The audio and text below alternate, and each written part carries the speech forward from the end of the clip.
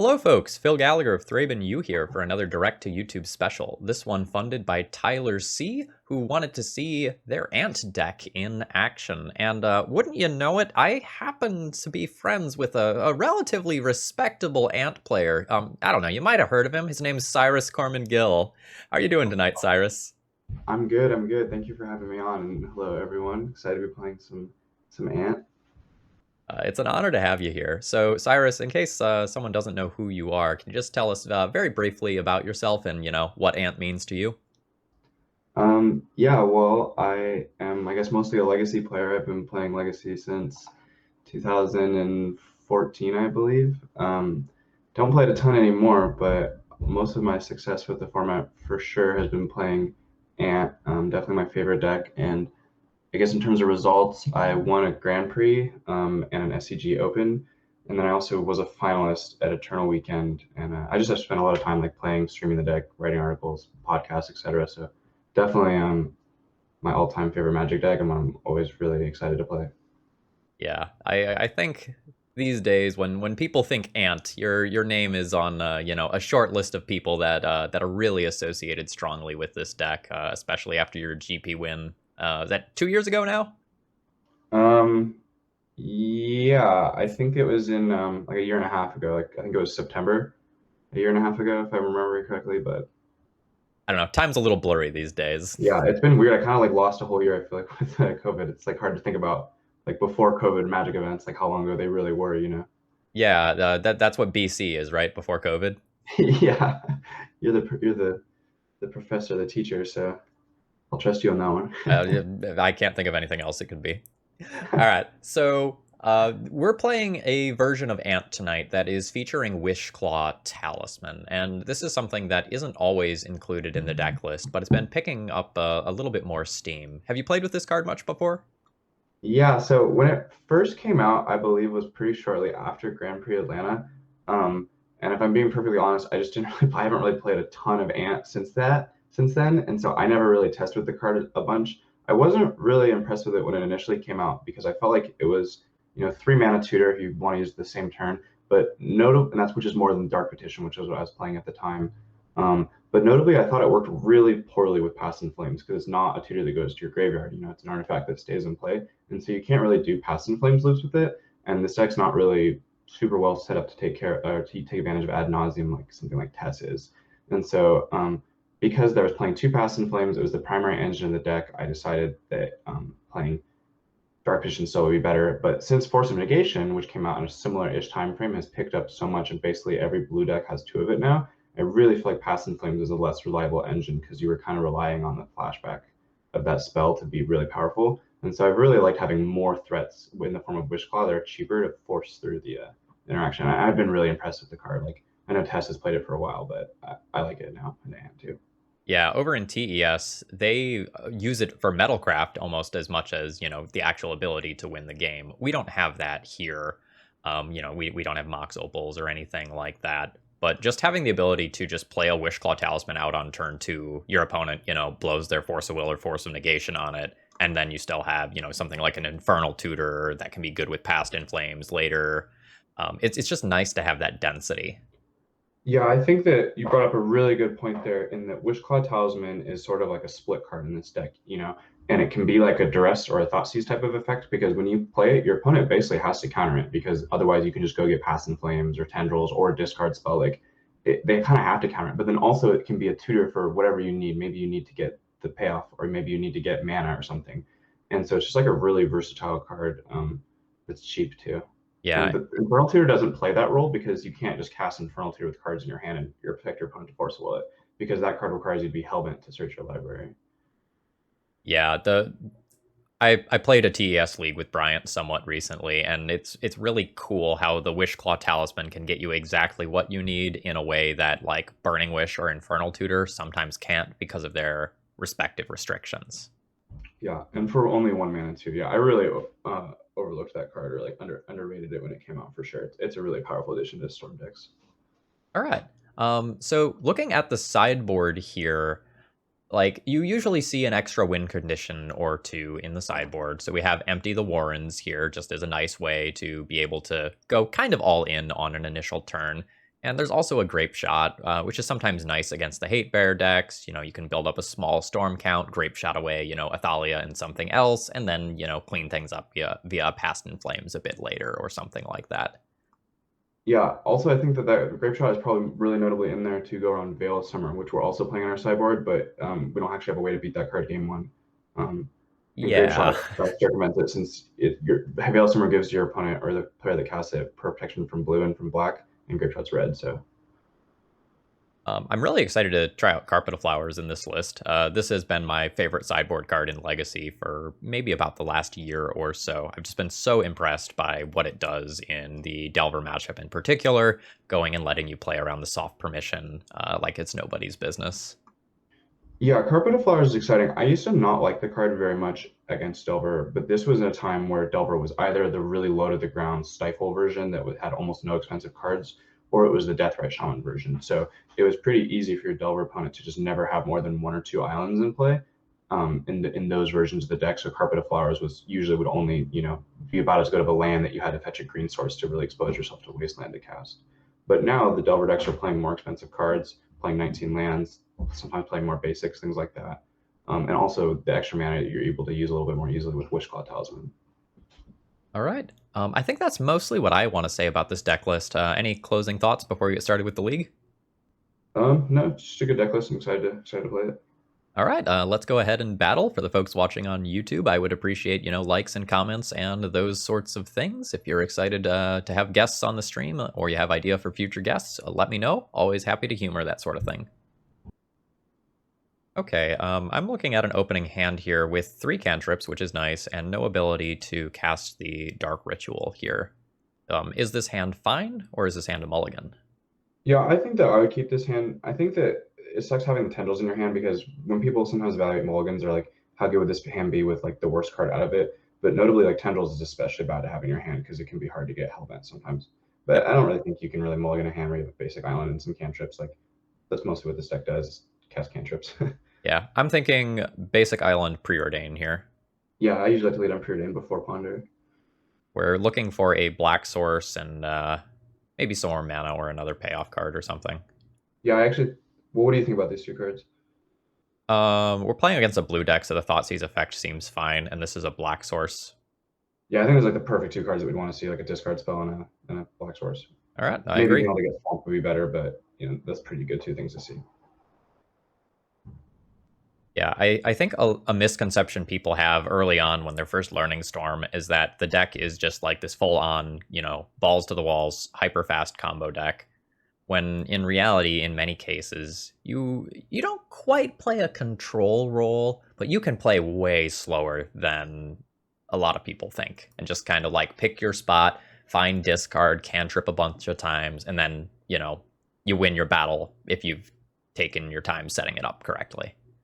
Yeah, I like to kind of joke that I think that Storm is pretty good at winning exactly as fast as it needs to, which is why people always feel like they died in like the last possible turn versus Storm, which is funny because Delver players will be like, oh man, they got me in the last possible turn, like turn 8, and then Death and Taxes players will be like, oh, they got me on the very first turn before I played my Thalia. And Storm, like with all the cantrips and rituals and everything, is pretty flexible on how quickly it needs to win, although definitely I think turn like 3 to 4 is what I would prefer just to get the most amount of resources. Yeah, like from the fair player side, it often feels like you get skunked early. Yeah. We want to ponder first and then Thoughtseize post ponder. I kind of like thought seizing first here, just because I would like to know like what we're cantripping for, because I think that our hand is kind of just general right now, and I think that it's good to inform our ponders. All right, Also, we nice. really probably want this thought seize to resolve, and I don't really know if our opponent has like days or what exactly they have, but Yeah, this information is pretty huge. yeah, you kind of have to be a little bit more aggressive with your discard spells All in right. today's age. Well, that would be a reason, I guess, to cantrip first with Spell Pierce. I was kind of thinking of, but it doesn't seem like that card's too popular No, it's not anymore. very popular right now. In a lot of the Delver decks, people are playing what is it? Iterative, no, expressive iteration. The red blue card, right? Yeah, I preordain. feel like we're running here, yeah. Just because we're kind of just still looking for general cards, like we're pretty happy to draw most things. Yeah, those are two Yeah, good things. Notably, we still have to find a way to get those tendrils out of our hand with either Lion's Eye Diamond or Brainstorm, or just casting it at some point. Like I've cast some tendrils, just 4 mana, drain 2 to get it out of my hand. The Ooh. Wasteland's not cool, but I kind of don't really know what we're playing against. Double Island is a little weird. Like, Yeah, we could be playing against a Brew, and we could be playing against, like, a mono blue Delver deck. he kind of yeah seems like Mono Blue Delver or something. I think I like pondering before I play my land here, just because I I think we're trying agree. to trade a ponder for I days, really want and to we find a really would like black to play fetch. that. Well, what's interesting here is that I think the Lions of Diamond and the Preordain are both pretty good. And what we could do here is we could do like draw the Preordain and then put the Lions of Diamond on top and then cast Preordain and just bottom the Infernal Tutor and cycle it for the LED basically. And that would clear the Infernal Tutor. And then our Yeah, Ponder on the next turn would give us a lot of looks for a black source, like 4 looks, plus the blind draw is 5, I guess. I was thinking the same thing. Lions of Diamond definitely like one of the most powerful cards in the deck for sure. All right, now hopefully we don't get wastelanded. Yeah, at this point though, if we do get Wasteland, it's a little bit more acceptable just because we really only need probably 2 lands to win this game. Are we playing against like Stoneblade? Wait, Yeah, it kind of feels like it could be Stoneblade, and I'm a little hesitant of something weird like a Spell Queller, a Snapcaster Mage, or a Vendilion Click here. do we Oh, just Force want of to Negation also an option. ponder and then intend on like fetching, duressing? So I kind of like Duressing first because that can play around Snapcaster Mage Spell Pierce on the Duress, and then also both for the same reason. Like, I mean, we know what we're pondering for, which is probably just going to be another discard spell. So it's like more important, I think, that our first discard spell resolves, since that's all we're really going to look for with that ponder.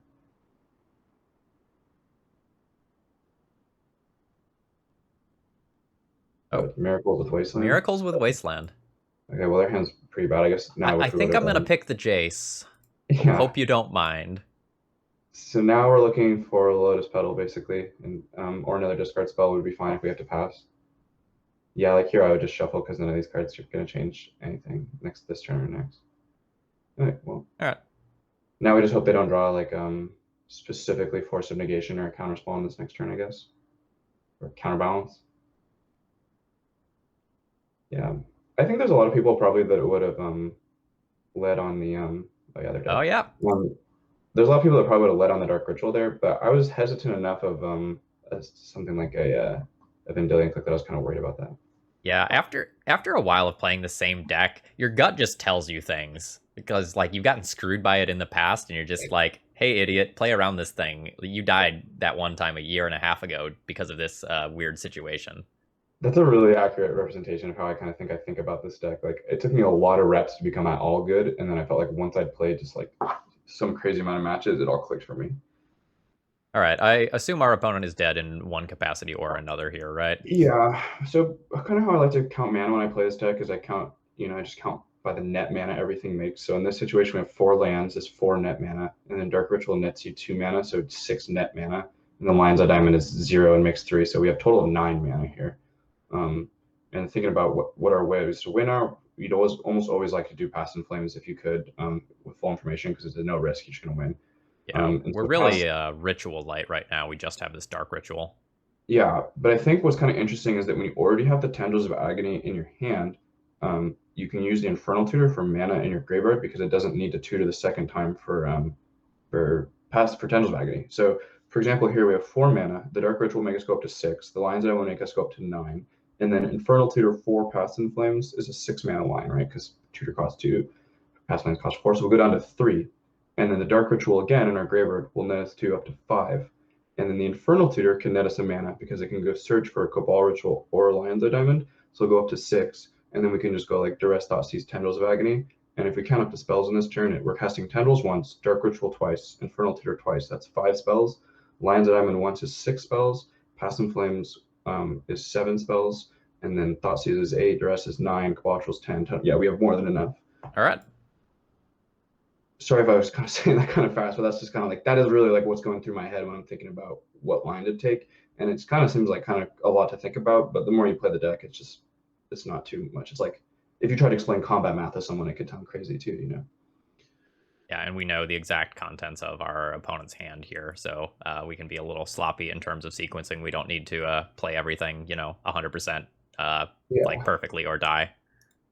Yeah, the only thing that really matters here is that we leave one black floating and we leave one red floating at some point. Yeah, Just for passive I'll turns, just you know. grab my red here. All right, so we don't need to cast any of this stuff from hand. We'll Infernal Tutor, hold priority. And this can go ahead and crack for some black. Yeah, and our opponent has 3 white spells here, which is That is not what they want here. it's interesting that this is a Stoneblade list that is playing Terminus is something that we haven't really discussed yet.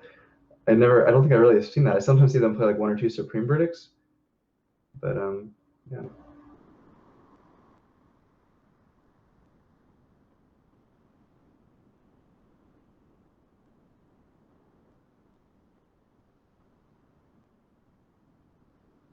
Ball Ritual. So yeah, now we can just cast basically any other Oh, right. spell. Sorry. I was looking at 5 men. I'm like, wait, hold on. I feel like I'm short. Why am I feel like I'm short? And I just have this like I land. mean, we only need 1 more spell to win anyways, just because our opponent fetched twice too. So Yeah. Let's cast a Ponder. We'll take a Lotus Petal. yeah, that makes it even easier.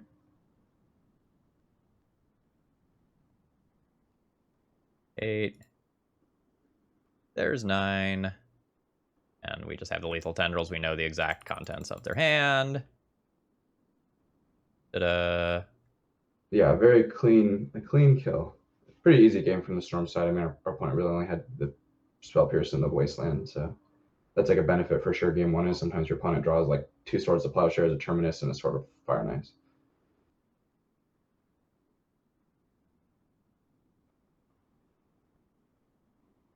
All right. So in terms of the sideboard, we have lots of things we can bring in, but over sideboarding is oftentimes a problem with these decks. At first, when I like very first started playing Ant, I like would board in like 6 cards, and then I felt like an idiot because I wasn't killing my opponent. Yeah, well, I do agree that over sideboarding is for sure a trap. And that being said, I think that something about my sideboarding philosophy is that I really do sideboard a lot with Ant. And I think since a lot of people followed my sideboard guide for a while, I think other people kind of do too. And maybe I'm wrong about that, but I just kind of feel like post board, you can just take things so much slower as Ant, and there's not really like you don't really need a lot of resources to win. So, especially against like the blue white decks, is the main deck you sideboard out against a lot. So I like Carpet of Flowers, Veil of Summer are good, for sure. I don't really like Flusterstorm against decks that are not trying to kill you or casting Veil of Summer, like not trying to combo kill you, just because it's like kind of an awkward piece of interaction. Like, what cards will you really be flustering against your opponent? Like, it's hard to get into situations where you Flusterstorm like a Force of Will or a Spell Pierce or like, and you don't really want to be Flusterstorm like their Brainstorms and Ponders. All right. How many like abrupt decays do you want? Because I presume we need at least a couple answers to something like an Aethersworn Canonist or a Meddling Mage or something. Yeah, it's interesting because I used to just bring as many as I could basically, but Wishclaw Talisman really changes that equation because I think that you could just bring in 1 or 2 here because you have the Wishclaw, and then if we needed to bring in something like Massacre or Abrupt Decay, the other Abrupt Decay, then that would be an option too. All right. So here I think that we can pretty safely cut like a Cabal Ritual. Like you generally don't tend to need that much mana post board. And on that same logic, you can cut a Lotus Petal, but it's a little weird when you have all these green spells in your deck. I usually like to shave like 2 Preordains, basically in any matchup, just because I mean it's an easy card to cut. They have Wastelands, so we don't want to cut any lands. Do we I think that, since we have so many tutor effects, do we drop one? yeah, I think you could drop 1 or even 2. I think I like leaving in enough Wish Claws though. Let's see. We need 3 more theoretical cuts. Yeah, I think Ad Nauseum's already in our deck, so we don't need to do that necessarily. I would cut a Lotus Petal. And then let's see, if we take out those 5, we just need 1 more cut. Well, we have. Oh no, the Ad Nauseum was here. Yeah. I would just take out probably another Cabal Ritual. Okay. Because you're bringing in the Carpet of Flowers. Oh yeah, I usually don't play Carpet of Flowers, so that changes the sideboarding too. You can definitely cut more mana when you're bringing in 2 carpets. So yeah, I think this is pretty good. All right, makes sense to me. I'm sorry, there's a cat meowing at my door, so I have to let him in.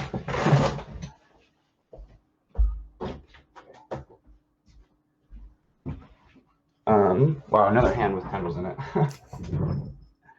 I mean, we have a bunch of cantrips. If we assume we're going to play a slower game, this is fine, but we really have no potential to kill our opponent quickly.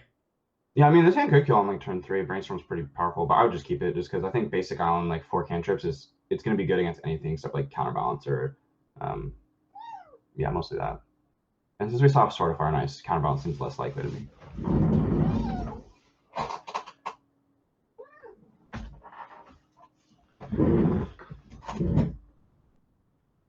Preordained, look for a land. Yeah, there's some arguments to ponder here because land's basically the only thing we want, but I still like, yeah, lay down Preordained. I would top both of these personally.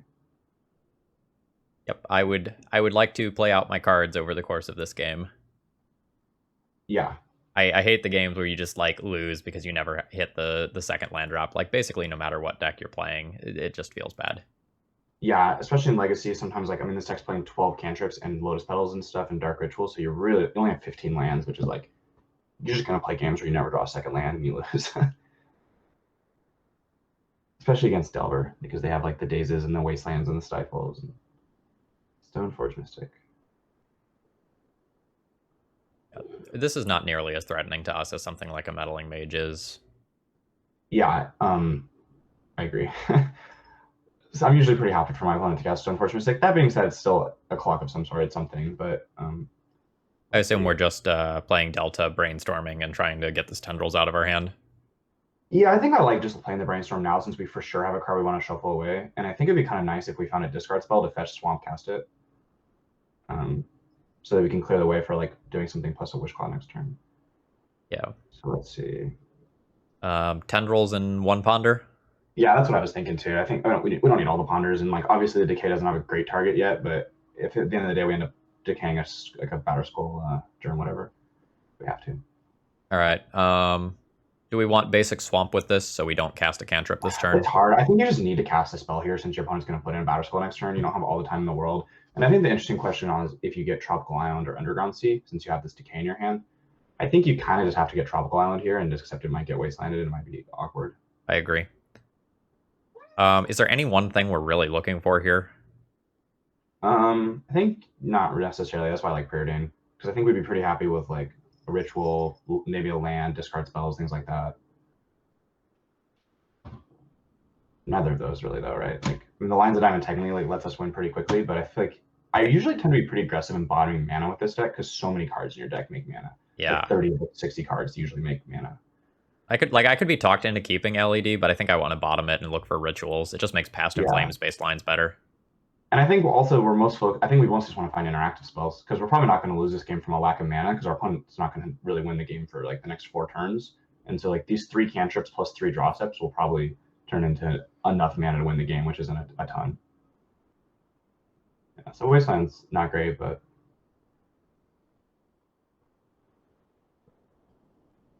one Wasteland I think is fine when you're playing this deck. The second one starts to feel a little choking. Yeah, I think Wasteland's really good against Storm. I think people really tend to underrate it, especially from like fair blue decks. Yep. All right. Well. Okay, so well, good thing we get to Abrupt Decay this before they Wasteland us. Yeah, that's the good news. Oh god, I love Abrupt Decay. I just like really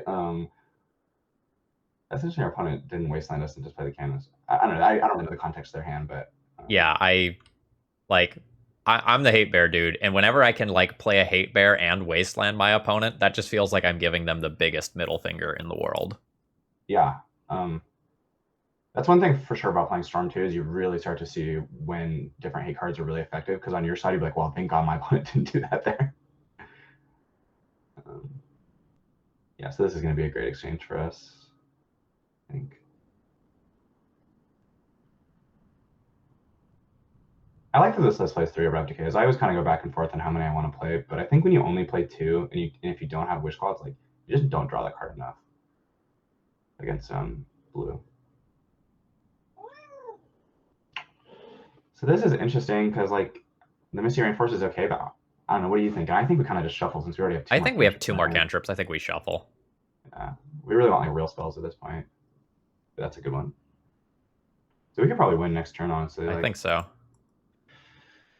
Hopefully we'll find some protection first, but Yeah, like the other question is like, even if we could win, like, is it correct to try and win? Our opponent still does have 6 cards, and like they didn't wasteland us, which is Yeah, still weirding me out. I think the reason probably being that they don't have a counterspell, and that's why they're pondering.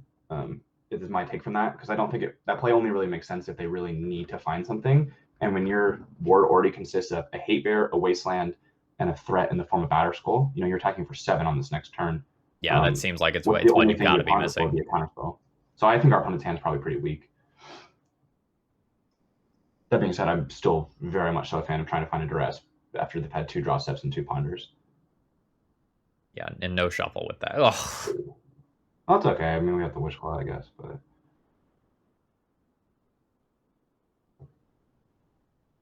and notably, you can cast wish claw on the same turn you cast a cantrip because it's an artifact. Yeah, it's not one spell; it's one non-artifact.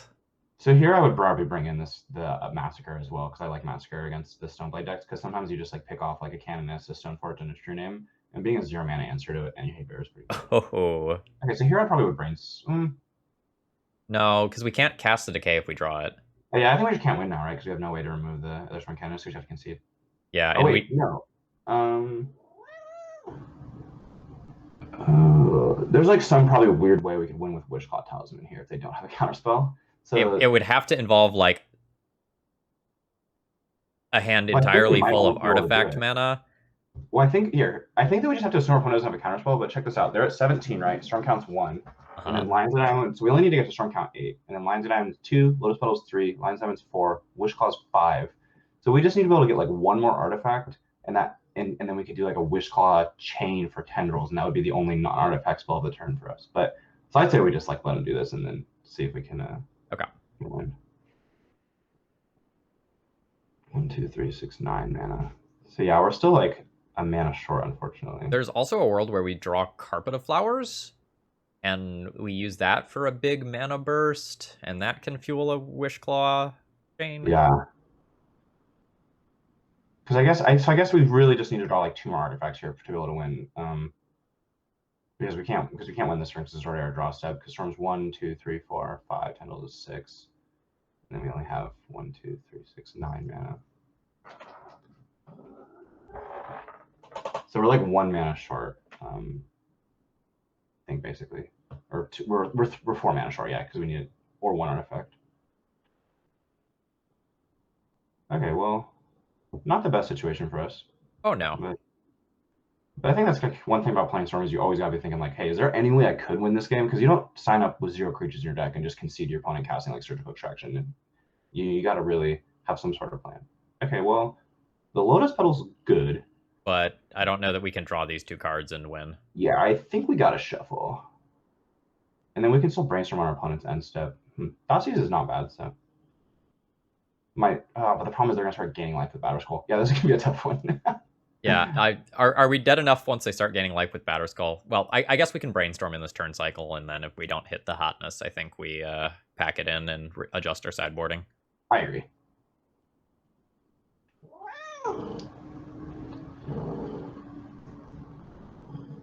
What's your cat's name? It's my roommate's cat, actually. His name is Charles, and he's definitely hungry for my attention right now. But I'm a big cat fan, so I'm okay with it.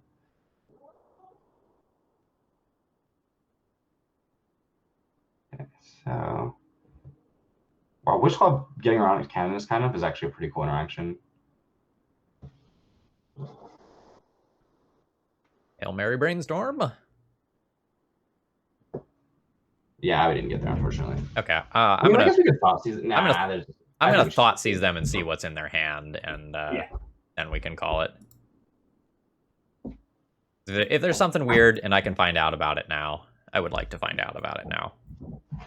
Yeah, I'm trying to think if there is, like, depending on what their hand is, there might be a way that we can beat them going to 21 life, but it would probably not. Then, like, the only way we could have won is if we, like, Thoughtseize them here, and then we had the Brainstorm in our hand, and we, like, Brainstorm, and like, our last card down is, like, another Lion's Head Diamond. But I think it would still be, like, really close.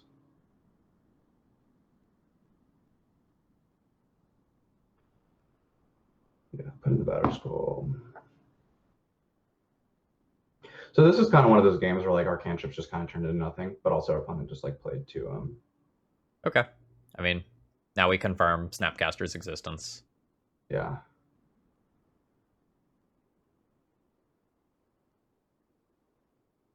So let's see. Here I think I would even sideboard out another Lotus Petal with the reason being we have these Carpet of Flowers. And then I kind of like getting the Massacre in there. Do we And I want think the this only other third thing you could decay? do would be like cutting something for the third decay, but I think that you would either need to cut a Wishclaw Talisman or a Preordain. And so then that's the kind of the question is like, do we really need like the two decays and the two Wishclaws and the Massacre? I think that's basically 5 answers to 2 Canonists is what we kind of probably assume they have. I think I'm okay with this. Okay, sounds good. Which is kind of why I guess I'm not like the third decay, but it's kind of why like with the Wishclaws I end up just playing two because like if I'm not burning it in against blue white, I probably am not burning it in anywhere. Um,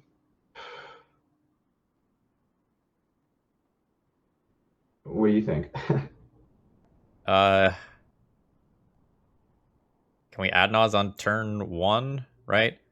So we have 3, 6, 9 mana, down to 7, activate down to 6, add Naz down to 1, or we can duress.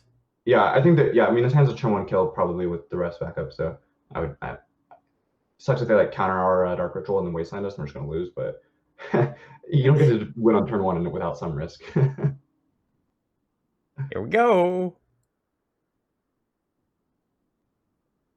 I do like games like this though because it always puts in context with me like anytime I get frustrated about like Black Red Reanimator or like Chalice or anything, I'm like, no, there was this time where I did this to my opponent.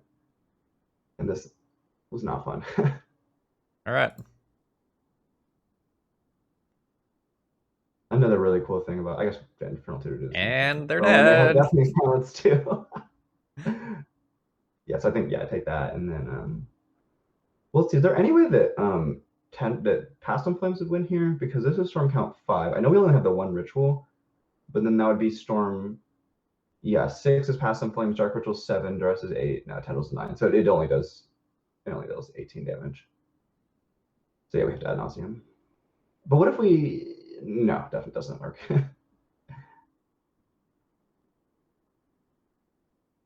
So we're not like 100% to win from here, but we're so likely to win. I mean, the thing about Nauseam in this deck is you don't win as often as you do with TS, but you do like draw like 10 cards usually, which is going to be enough to win on the next turn cycle, if anything.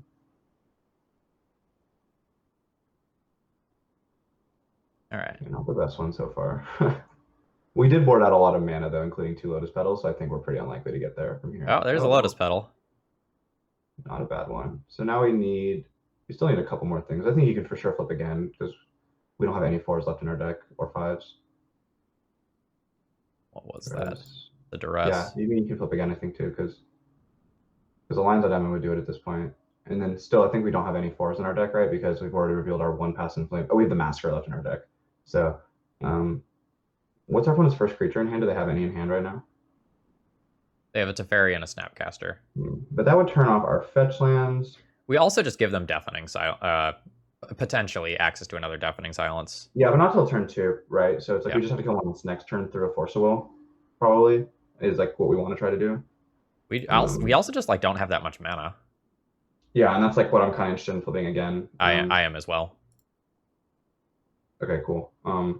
Dark Ritual. Now we have a card in our deck that could kill us, so I personally don't flip here. Yeah. Do we just kill? Fortunately, we can't get Hellbent, so. Oh. Yeah. Right. So I think we just pass here, and then we can for sure win through an interactive spell next turn. And the only bad thing would be if they top deck like exactly Deafening Silence, because they can't even really tutor for it because we'll just tutor for our answer. All right. I'm probably safe to just play out the Lotus Petal, right? Yeah, I'll play the Lotus Petal, and then like here I'll probably discard the Past in Flames because it doesn't really matter if it's in our hand, and then like one of the lands or 2 of the lands, I guess, and then. Okay. Is there any reason to duress them right now and just take this Brainstorm? I don't think so. I think the mana from the Lotus Petal is probably going to be more valuable on this next turn. Okay. Just because they only have 1 mana next turn, so it's not like they can Brainstorm into Deafening Silence anyways. All right. So we'll junk a land. What, junk another land? Yeah, for sure. Like I think we probably only need one land total here. Sure. I can't imagine that. I mean, even if they Wasteland us, we're just going to kill them on next turn. Perfect information. So. Past and Yeah, Flames can get discarded for sure, I think, just because if they exile our graveyard, we're already going to lose because the Channels of Agony is in there and we have no other win conditions. turn one of these. Still have to discard more. There's so many cards in this hand. Yeah, I drew a lot of cards this turn. 15 cards. So I'll discard the Ponder, I think. And I think it's, yeah, not that it mattered a ton, but we probably just wanted to keep a regular land over the fetch because like the 1 life, but likely to be extremely irrelevant.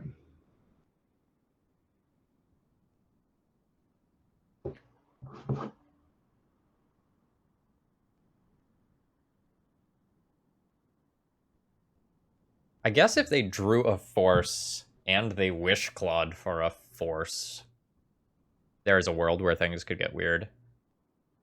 Yeah. I think that we would still kill them then.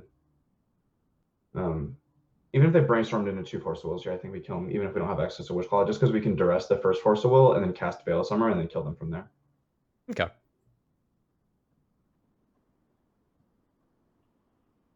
Yeah, I really can't think of any way that we could lose here, but I'm sure there is. Oh, well, Tendrils or Surgical Extraction would kill us. So Oh, yeah, if they have... Ooh.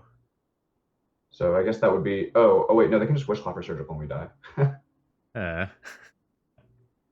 Hopefully they don't know that. yeah, they don't know whether or not, like, we have an empty boarded in now or Yeah, they something like did that. Surgical last game and saw that we didn't, though, unfortunately. Hmm. Um, so I think that we definitely had to keep flipping there then, actually, for an LED or another pedal, which sucks. Yeah, I agree. I wish we would I have just thought of missed it. that 30 seconds sooner. Yeah. Playing with Wish Claw is definitely still new to me.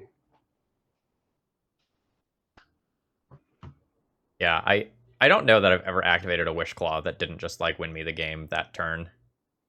Like, because I've Yeah. usually played with it in TES, where, like, you just have so many zeros in your deck that you don't take this much damage. Yeah, that deck's way better with Ad Nauseum, which is kind of was like my initial concern with Wish Claw here is that it's like if Wish Claw had been like Dark Fisherman couldn't even cast it here though, so that's a good reason to play it over Dark Vision, for example. Our opponent is thinking really hard about something. I think they're just thinking if they should Wish Claw for Surgical, and if they're but to me it's like, what else are you gonna search for? Yeah, unlucky. Oh, maybe they have the surgical and they're not sure if they should, like, get Aston Flames or the Tendrils.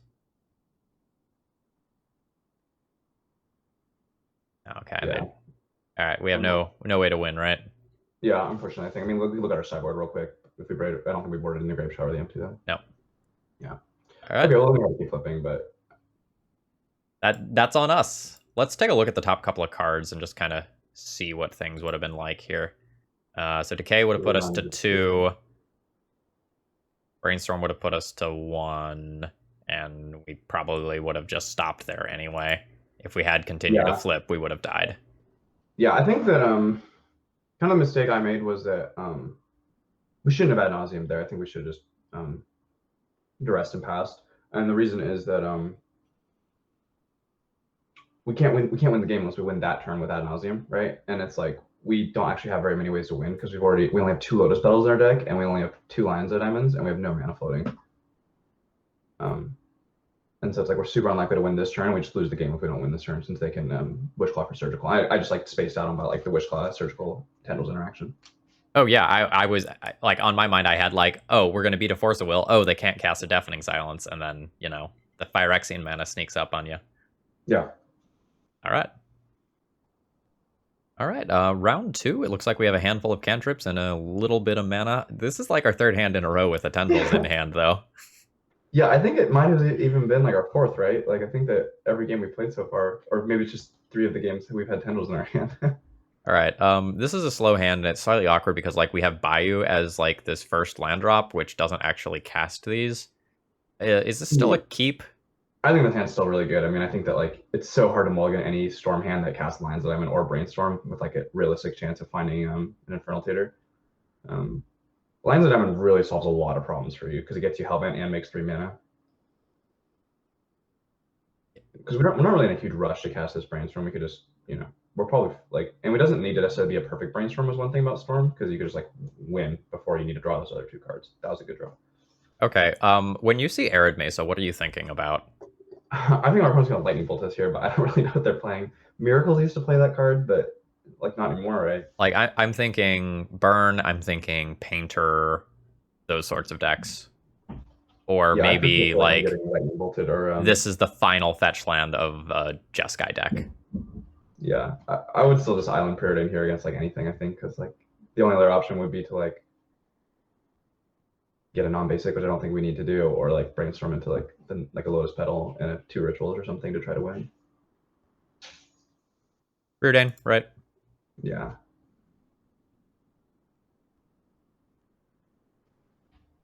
Bottom Brainstorm, top Dark Ritual. Yeah, that's what I think. And then we're kind of set up to win next turn. Like if they just like, ooh, I think that I would play my Lions of Diamond here because of Eidolon. Sounds great. Yeah, burn an old nemesis of mine. I lost to burn. I lost to burn like the top 8 of a challenge, and then I also lost. It was my only loss at Grand Prix Atlanta. I lost to burn. They didn't even play any Eidolons. They really just like lava spiked me like 7 times, and I lost both games. All right, no bolt effect. Yeah. So is it Painter? Oh, Okay. no Oh, we instant could tag speed Lions of bolt. Diamond here to chain lightning back.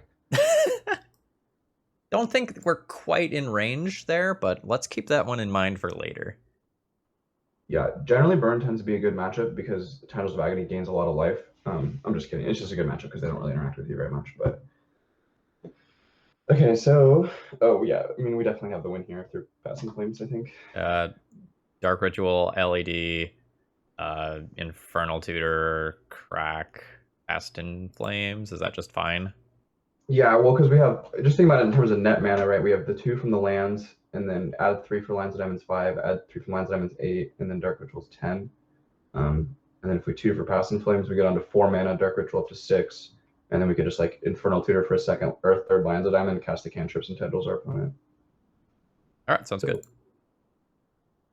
Once you put Passing Flames on the stack, you usually can figure out a way to win if you have like a sufficient mana for sure. Even if you don't have access to the Tendrils of Agony, like I usually count like casting 3 cantrips as about as being as good as a tutor because you're so likely to find what you need.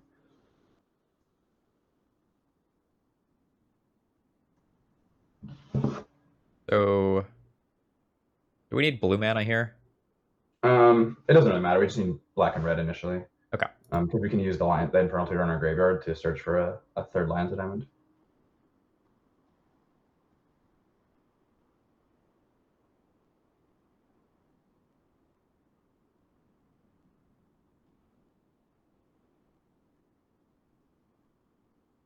There's probably a way that we could have like cantripped for a discard spell before doing this, just in case our opponent's like tricking us somehow. But I felt pretty confident that we would be okay. Yeah. Yeah. So here you could just Dark Ritual, and then Infernal Tutor for Lions of Diamond, and then play it and crack it for blue, and then you have access to the cantrips in your graveyard. You can just cast all 3 of them, and then Tendrils and then Storm 12, I think.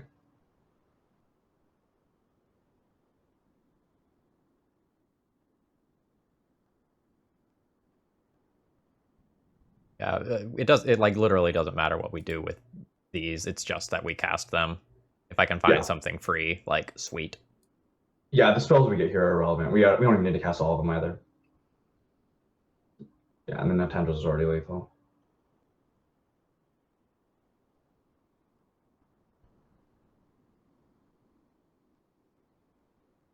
Nice. All right, there we go. Tendrils is such a powerful card. It's like wild how much easier it is to go through that than like the modern version with Grapeshot.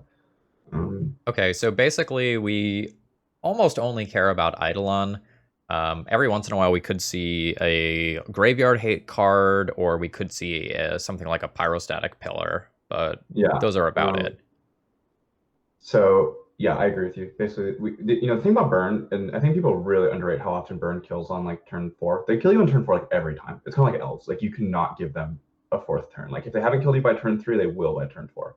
And so it's like you're not only trying to, and that's kind of what makes the matchup interesting at all, is that you are trying to manage this like death and taxes type of hate bear thing with the Eidolons and the pyrostatic pillars versus like they will just kill you on turn 4. Whereas like when you're playing against a hate bear deck, usually you have 6, 7 turns at least. So that being said, I like boarding out ad nauseum. I think it just makes sense to me, and I swap it for empty because I think almost so rarely do they have sweepers, and you can't just pay that much life, and you just die like Fire Blast. Definitely want Chain of Vapors, right, for the Eidolon. I think that Duress is pretty bad. What about Thoughtseize? So I think the reason I like Thoughtseize is just because it takes Eidolon, and that's like the only card that matters in the matchup, and you're pretty happy to pay 2 life for an Eidolon usually. Whereas the Duress doesn't. I mean, unless they have Parasitic Pillar, like Duress probably isn't going to trade in a favorable way. All right, like, do we want another Duress out even? Well, I think the question is if you want any number of Abrupt Decays, and my answer is yes. I think that 2 answers to Eidolon's not enough. So I would be boarding out Duress, and then I'd be boarding out 2 Preordains, and I'd bring in all the Abrupt Decays. It's a really awkward card to cast, but like, I mean, I just think it's like if you look at what we're swapping for what here, like we're basically just boarding out interaction and like extra cantrips for interaction. Like we don't have time to cast 12 cantrips against burn, and the same with the empty versus the ad nauseum. Like we're not actually diluting our deck because we're just making swaps that make sense. Yeah, like it's a slight oversimplification, but like basically when you care about that one card, you want to be able to answer that card consistently. Yeah, well, this is a good hand, right? I think. What do you think? This one's weird. I guess we're like a mana short of doing anything, right? Yeah. The Lotus Petals pay for the Infernal Tutor, but then we only have 3 mana, and it's like super awkward to actually cast a Ponder or Abrupt Decay. So I think when you're on the draw and you can almost certainly guarantee you have to win the game on turn 1 or have a way to interact with Eidolon, I like keeping this hand because I think this hand can do either of those things with like a lot of different draw steps.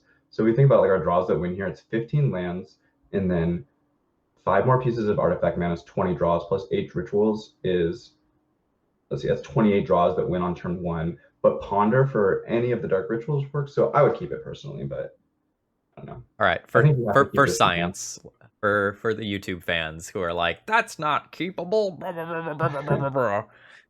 and then they like criticized my keep mulligan range before, but it's worked out so well for me.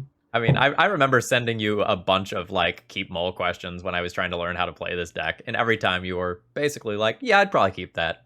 I think the London mulligan did break me though eventually.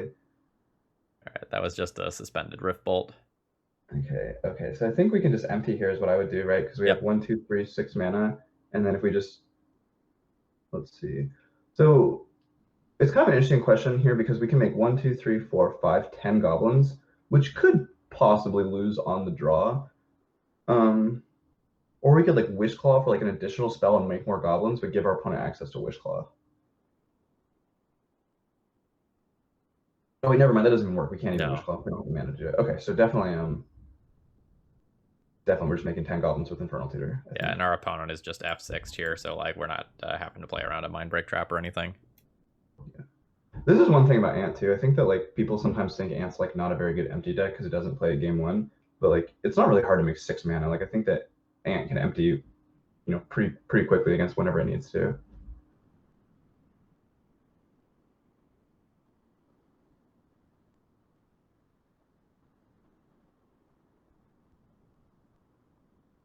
All right. Good turn 1. Yeah. Fun magic.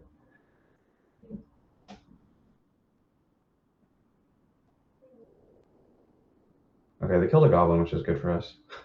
Yeah, I mean, well, if they play Eidolon here, they can't win because then they lock themselves out of the game with the Eidolon effect. Yeah, and if they just like try to hurl bolts at goblins repeatedly, I don't think that works out super well for them either.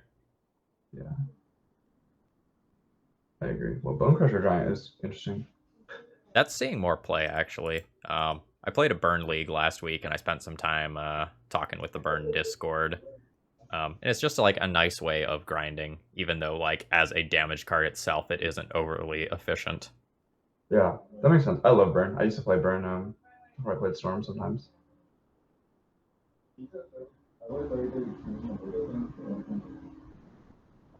Yeah, they just lock themselves out of the game because here they're gonna go to 4, and then there's no spells they could cast that would get them out of it unless they have like a 4 mana sweeper, but that was in a 4th land. And I don't play this because of Price of Progress now. Yeah. That's a card I haven't thought about in a long time. Price of Progress. Yeah, I played it last week, and I had this epic game versus goblins that I won't spoil if any of my YouTube viewers end up wanting to watch this later. But like, it involves me trying to battle through a sling gang lieutenant, and it's glorious. That's awesome. Yeah, Burn versus Goblins is like a funny matchup. I used to think that matchup was like close to impossible for Goblins before they got Sling Gang, but I imagine that card really changes the matchup. It was like no joke one of the most complex games of Magic I've probably played in the last 3 or 4 months. Yeah, I believe that. That's one thing fun about playing creature decks like that aren't Storm. I mean, Storm plays creatures. Look at this. We have six creatures in play, but is that you get all these like crazy novel situations. I feel like more often when you're like because there's so many different game pieces interacting with different game pieces. Yeah, and there's the concession. GG. Okay, we have an opening hand that looks totally fine and keepable to me. Yeah, I think that this just get a hand like we get to get. Go ahead. I think when I'm evaluating my storm hands, I usually am thinking about like what things I really need, and I think that you mostly just need lands and a way to win the game because so much of your deck is mana that you're just naturally going to draw it naturally as long as you can cast any spells. And so mana is like the by far the least important thing of any storm hand, just because 30 cards in your deck make mana. I don't think we actually want this. I agree with two wish claws getting kind of clogged on.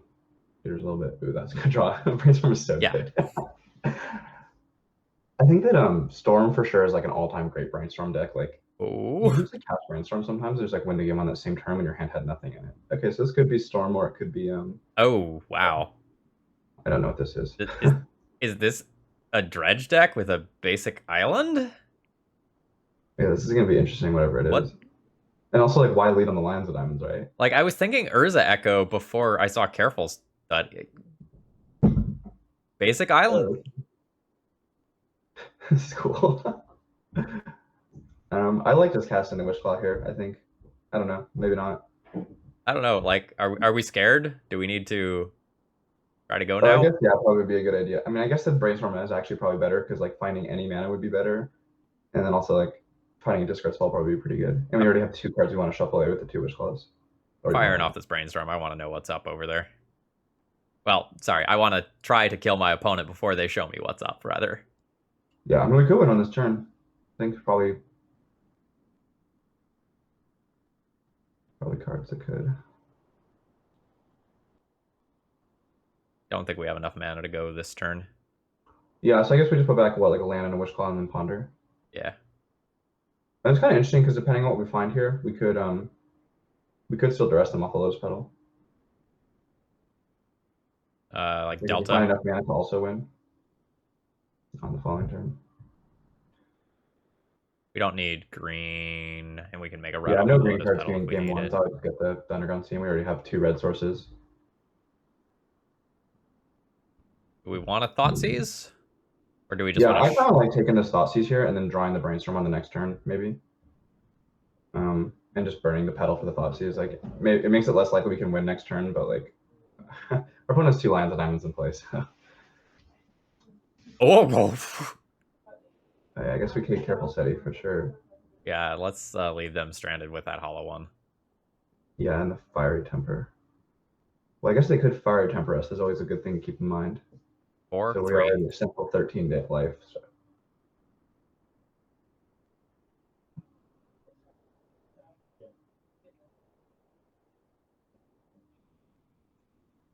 This is a cool deck, whatever we're playing against. Is this like a legacy deck that I'm not aware of and that other people play, or this is kind of a brew, right? Oh no, this is a brew.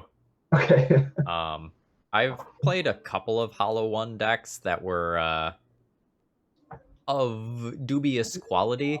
Like the ideas were good and they all like almost worked, but it was a little sketch. Good old Hollow One. I actually so that card is like really popular in Vintage Dredge, right? Because Bizarre Baghdad makes it cost 0 mana and it's like just a good card.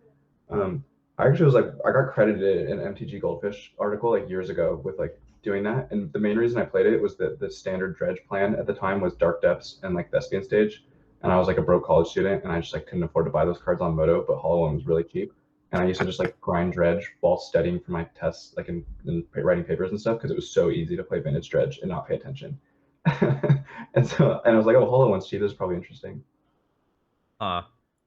So like we just got Dome for 3, our opponent got a 1/1, and now they're gonna flash back this Ox and refuel. Yeah, I think that this is actually pretty cool interaction. Lions of Diamond Ox is like really powerful. We're probably just gonna win on this next turn, though. I'm hoping. Yeah, I don't know like if our opponent's gonna be playing like Cabal Therapy or what, but Cabal Therapy for Wishclaw would be 6 Soul Read. Oh baby, Well, we're Anji's already dead. Ravager. We're super dead now. Our opponent's deck is actually really cool. 5, 9, 10, 11, 12, 13 damage. Yeah, we're just dead next turn. Yeah, so right now we have 6 mana, and the Wishclaw doesn't net us any mana. So we can't do much. I think we kind of need to brainstorm. Brainstorm. And the only question is, do you want to fetch before we brainstorm? Because we know our top card, which is a Ponder. And I don't know. So we can't really immediately win with Past in Flames. Yeah, definitely not anywhere close to Passing Flame since we don't have any tutors or rituals really in our graveyard. Yeah, I think we need to hit real hard with this brainstorm. I think we fetch first. Yeah, I think that makes sense to me. Probably just get like a Volcanic Island, since we're probably only going to want one Black Source this turn anyways.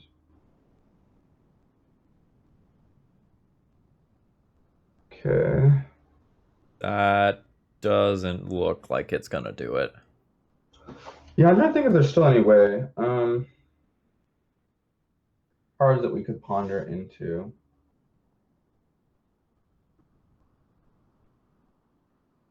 Because even if we ponder into Dark Ritual, it's not going to do it for us, unfortunately.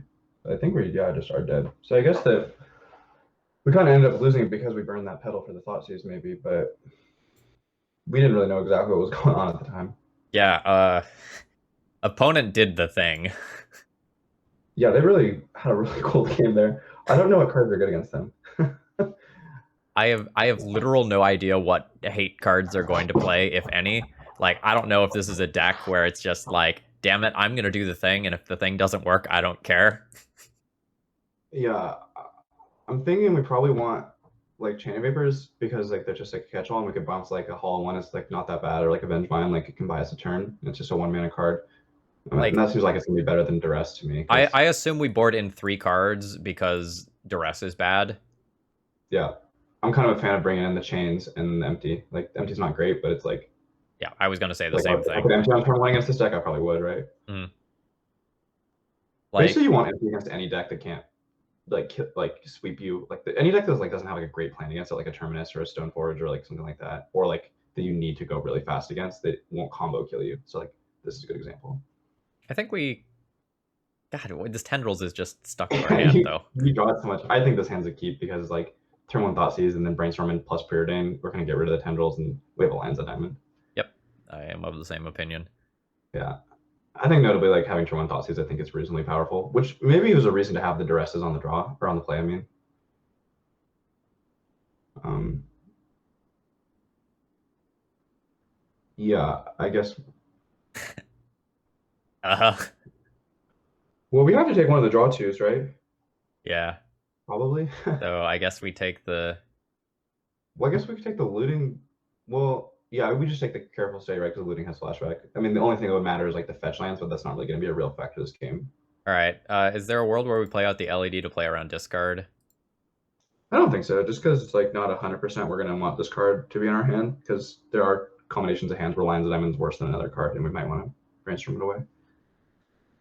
Because the best card in our hand here is Brainstorm, not Lions of Diamond. So they might blind Therapy LED though is a concern.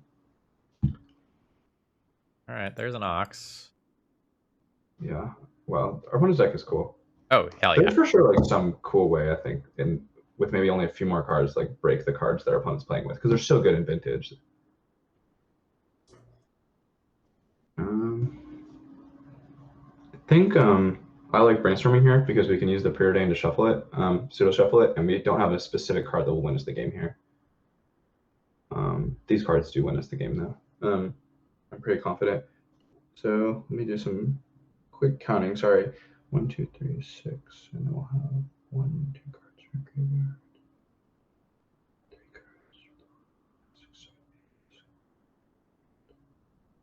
8. So what I'm doing here is I'm counting the mana that we have if we're trying to win this turn with passive flames, right? So what I'm thinking is if we like put back, and don't do any of this yet because I'm just thinking out loud. So we put back like Preordained Volcanic Island, and then we were to cast Dark Ritual, and then we were to cast the Wishclaw Talisman, that would make us go down to 1 mana. And then if we cracked Lion's Diamond for red, we'd go up to 4 mana. And if we activated the Wishclaw Talisman down to 3 mana and got Cabal Ritual, that would make us net 3 mana up to 6, right? Because that's like always the thing you could be looking out for is tutoring for additional rituals if you already have the tendrils. So from 6 mana, we flash back the Passing Flames and we go down to 1, right? So then Dark Ritual will be 3, and then the Cabal Ritual will be 6, but do we have enough Storm then? Because we know we have enough mana to kill now. So we've cast 1 spell this turn. Wishclaw is 2, Passing Flames is 3, Dark Ritual is 4, and then 5, Lion's Diamond 6, Tendrils is 7, Cabal Ritual is 8, and then 9, so that'll deal 18. Yeah, so if we put back Preordained Invoke, we can kill our opponent. It's insane that you can do that quickly. I have Well, to yeah, like I just have like paper seen a it lot out. of situations, like done a lot of puzzles where I really thought about like if we can kill here. Hopefully I didn't count wrong now. So the important thing here is we do need to use the Lion's Diamond before we activate the Wishclaw Talisman. And then just crack it for red. And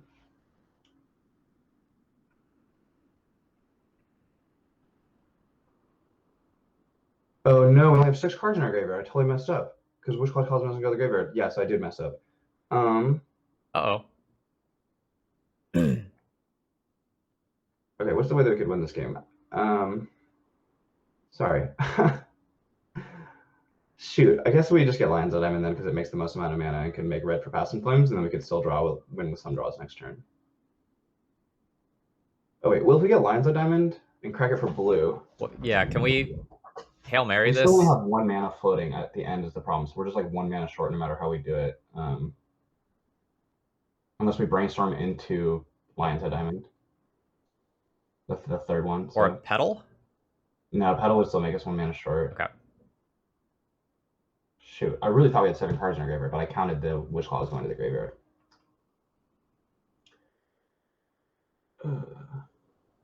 Yeah, I think we should just get Lion's Diamond. Okay. Or I guess we could get another Wishclaw Talisman is maybe better. Because that makes it like a lot of draws are outs then.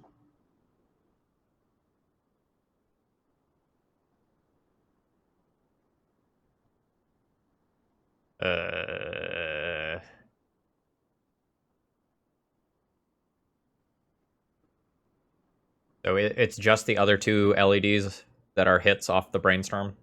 Oh, you know what we could do? We could get an Infernal Tutor here. Okay. Yeah, I think we shouldn't try to win this game this turn just because it's too risky with the only 2 other hits being LEDs. But if we get if we get Infernal Tutor here, and we cast the Infernal Tutor, that will put a card in our graveyard for Passing Flames. So then if we draw anything that makes mana, I think we can win on the next turn. So we just play Infernal Tutor and then search for Lion's Diamond. Okay. And I think I wouldn't cast it because the Storm count is going to be pretty relevant. Or maybe we should get Cabal Ritual. No, I should get Lion's Diamond. All right. Okay, well, sometimes I do miscount, I guess, still.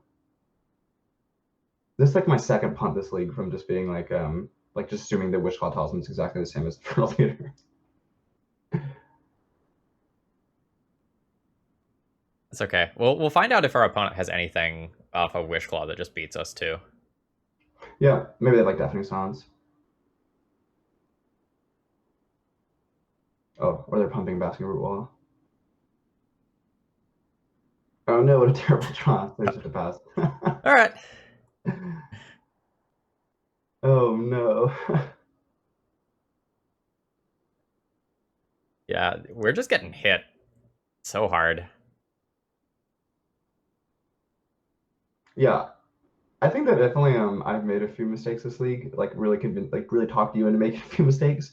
But we also, gotten kind of unlucky sometimes. That's at the end of the day, if you ever start losing with Storm, for sure you should start blaming variance, in my experience. Yeah.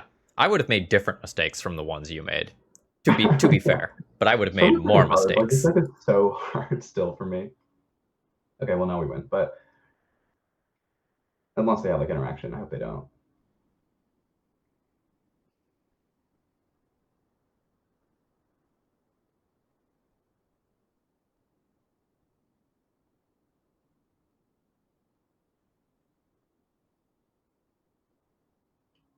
There really is no justice if we do win here. I think that notably we probably shouldn't cast the Thoughtseize. Oh man, that's tough, right?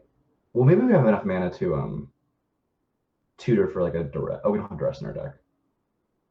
All right. Is there any world where I'm going to empty this turn? No, I don't think so. Okay, then I'm going to use my red mana.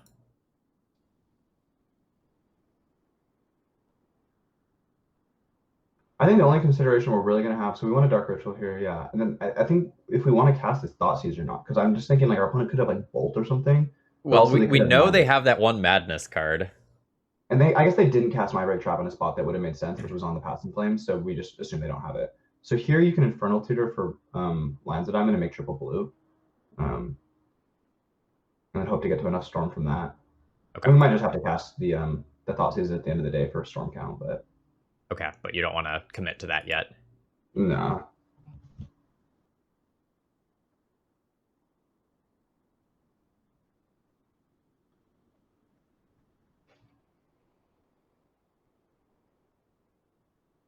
Because this already is enough Storm, which is casting the Brainstorm.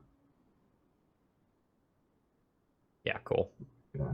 So I think I'm a fan of just playing the pedal or whatever, and then like not casting the Thoughtseize because like if they didn't Mind Break Trap our Passing Flames when we were Hellbent, like I think they just don't have it, right?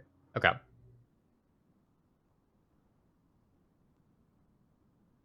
And we still can empty now, even if we do get Mind Breaked. Then we can empty. Oh my god. So it's kind of interesting. Oh man, yeah, I think on the draw that there's no way the Duress or Flusterstorm is good enough. No. I'm kind of just like hitting some. What about you? Yeah, we run it back. If it worked through an egregious error, it can't be that bad of a plan. Yeah, I was pretty sure we were still going to win that game just because we had the Passive Flames in our graveyard. Like that card is so good. Oh man, this hand's awkward. We're gonna be losing so much life. I want to ship this one. I think I'm inclined to keep because I think we only really need like one more card probably to win. But we're gonna be starting off at like 14. I just like the problem is can we really afford a mulligan a hand that has Infernal Tutor? Yeah, let's mulligan it. We'll see if we can see. Yeah, I don't know. Like our opponent is just gonna make 5 power on turn 1, and then like our Thoughtseizes are gonna look like shit. I want to try to keep something more stable if we can. Yeah, this is better. And I kind of actually like keeping the Ad Nauseum in our hand here because it's like such a when you have it in your hand, it's like a lot easier to cast. I think I like bottoming the Infernal Tutor, honestly. Okay. Because we're so likely to hit another tutor once we Ad Nauseum. Okay, so they do have Leyline of the Void, so we could Chain of Vapor that. But with this hand, we might even just be Chain of Vaporing some random creature, depending on what they do. Like, I'd be pretty happy to Chain of Vapor a hollow one here, I think.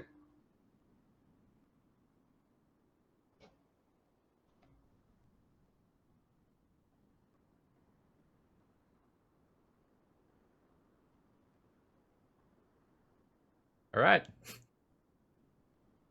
All sorts of weird stuff can happen now.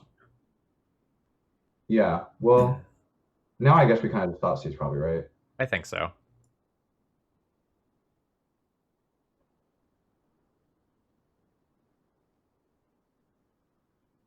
Future Imp, the best one with nothing ever. Oh, well. Now we know why. Well, why didn't they cast those cards there? Well, I guess they're just Vengevine. Oh, okay, yeah, that makes sense. That makes sense. And like the 1 power is not gonna be super relevant here. I guess they can also just like cast them whenever. Yeah. Oh yeah, good point. It just hides information. I kind of forgot that that's how Madness worked. Yeah, it's kind of weird that you get to ignore the normal timing restrictions. Notably, Lines of Diamond can pump the Root Walls, so we actually can take like kind of a lot of damage here. I think if they want to just hit us for 5 here and put us to 12, this Ad Nauseum probably will not really be good enough anymore. I agree. They can just have 10 here. Wow. Yeah. Bathroom Wall is too powerful. Oh, so they'll probably just pump once then, if I had to guess. Nope. Oh, no.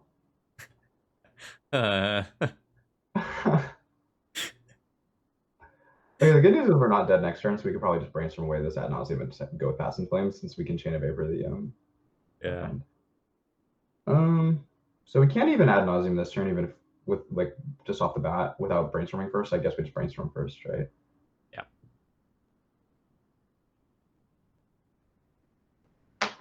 Okay, well we can win next turn, I think, with some Chain of Vapor shenanigans, if I had to guess.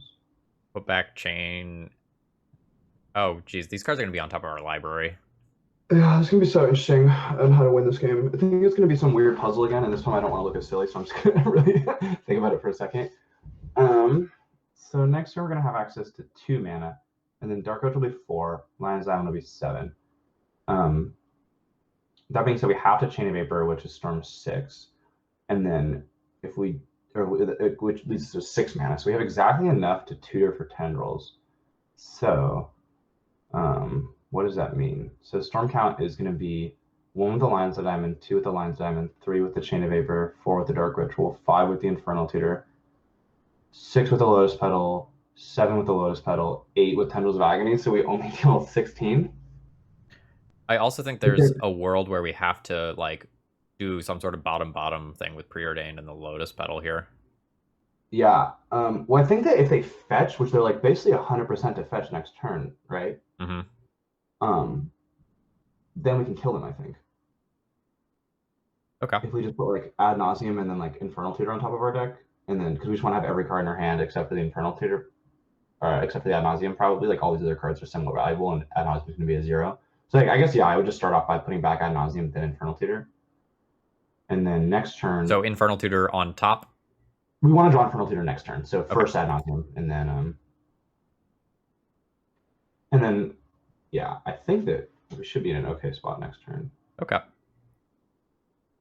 It's going to be contingent on them fetching, but I think that hoping they fetch is better than hoping to like hit off a bottom and burn our pedal. Yeah. Just because I feel like with the Bastion Root Wall is they're like basically 100% to fetch there.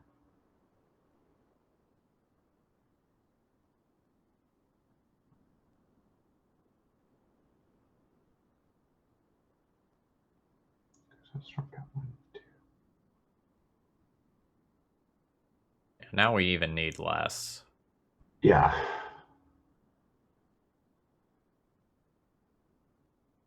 So I guess we still lose the Mind Break Trap, but I mean, whatever, right? Oh, no, we don't. Okay, so they're for sure dead now. So we're just going to do a kind of a cool Chain of Vapor trick here, which is going to be that we're just going to play our artifacts first. And then what we can do is that we can Chain of Vapor our artifact, and then it's going to give us, so I would use the just have Underground Sea for our blue, and then use it to Chain of Vapor the Lotus Petal. And then it's going to prompt you saying, hey, would you like to do this again? And then you can bounce the Lines of Diamond. And then you can just replay them. Oh, okay. I need to click this. Yeah, you should just say okay. Okay. And then you can replay them, and then now you can just Dark Ritual Tutor for Tendrils, basically. Kind of like a good reason that Chain of Vapor is better than some other bounce balls in the deck is that actually is a pretty relevant interaction. Yeah, I totally missed the chain of vapor line last turn until you like really started talking through it. It took me a while to soak that one in. Yeah, I mean, Chain of Vapor is just like a pet card of mine in Vintage and Legacy because it's like so cool in Storm that I feel like I'm always trying to look for the ways you can win with it. Oh baby, Okay, cool. that one feels good. Yeah, that was an exciting match. Really close. Okay, opening hand seems to have a good assortment of mana and things that we care about. I'm gonna keep this one. Yeah, this hand's really good. We're also playing against Mali Mujo, known MTGO grinder. All right. So all right, here we're just counting up our mana. We have 1, 2, 5, 8, 9 mana. If we thought Caesar go down to 8. So I think we could add Nauseum with this is what's tricky about this hand. So we could add Nauseum with mana floating, but only if we lead on land pedal Cabal Ritual.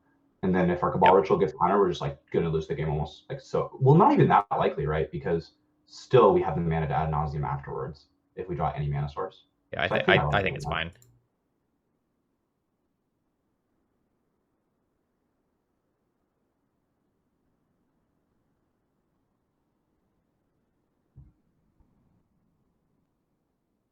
This is when they show you the 2 Force of Wills. Oh, only have one. Nice.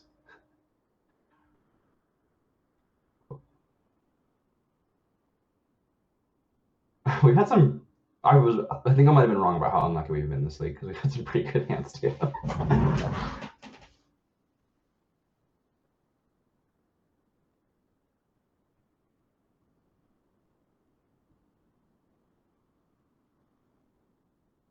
Yeah, we're gonna repeat this a few times. There's a Past in Flames. We don't have mana to Doesn't do it cast quite that yet. Now we're just like 1 mana short, I think, of doing it. Still no. Okay, that should do it, I think, because wait, we don't have a way to get Hellbent.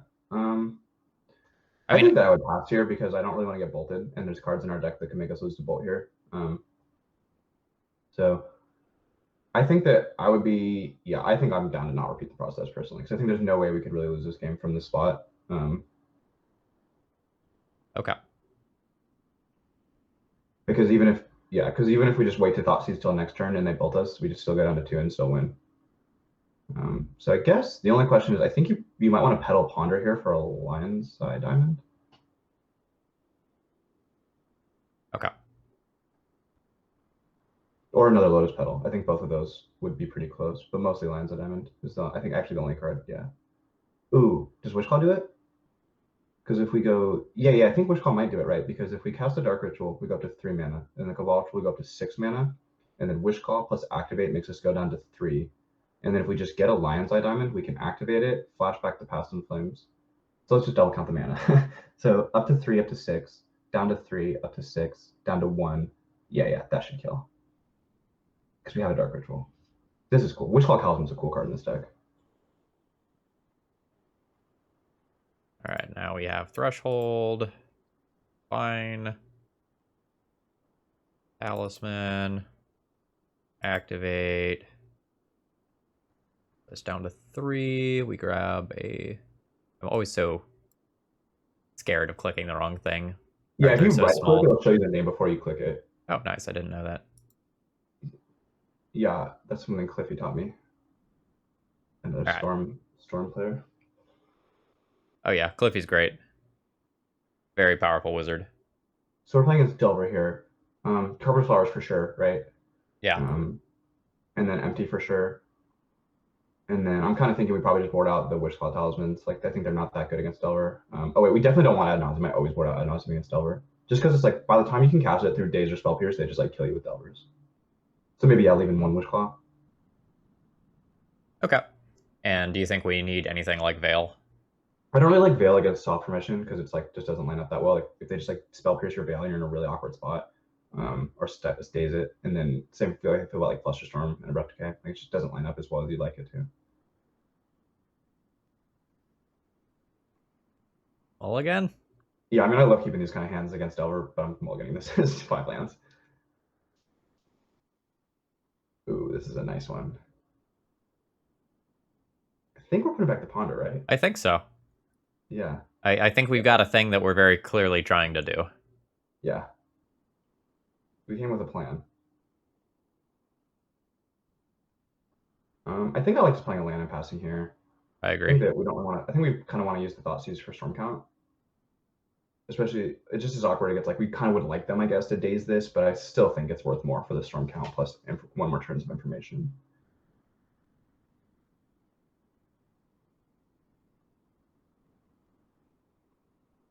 That's fine. That does not impact, the master plan here. So I think the really interesting thing here is on what order of the turn you're playing this Dark Ritual. And that's like the whole turn here. Yep.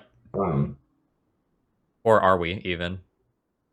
Well, yeah, I mean, yeah, the question is, so if you lead on a Thoughtseize and you see a Daze, you're like in a super awkward spot, right? Mm-hmm. But if you just play the Dark Ritual here and then Day Forcible, you're also in an awkward spot.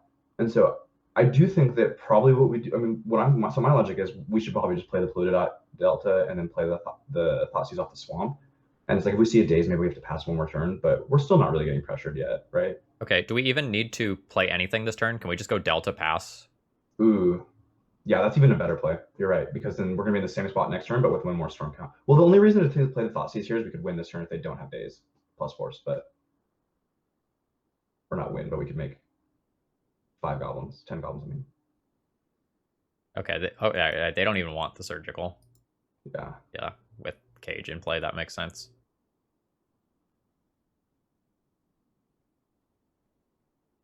I think we should have thought these last turn, just because like that upside is so high for us. But I think it's gonna be a small difference, if any difference at all. All right. For sure, here I think we lead on the Thoughtseize now, right? Okay. I think I play the land first. Yeah, I think so too. You don't really want to get it like double days or spell pierce or something funky. This is good for us. Yeah, if The they... thing that you have to keep in mind that there really might be the possibility of a sweeper here that they're hiding.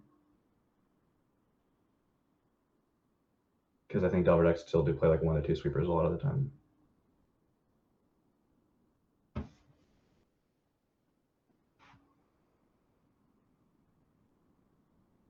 Yeah, you just let that happen, I guess, right? Yeah.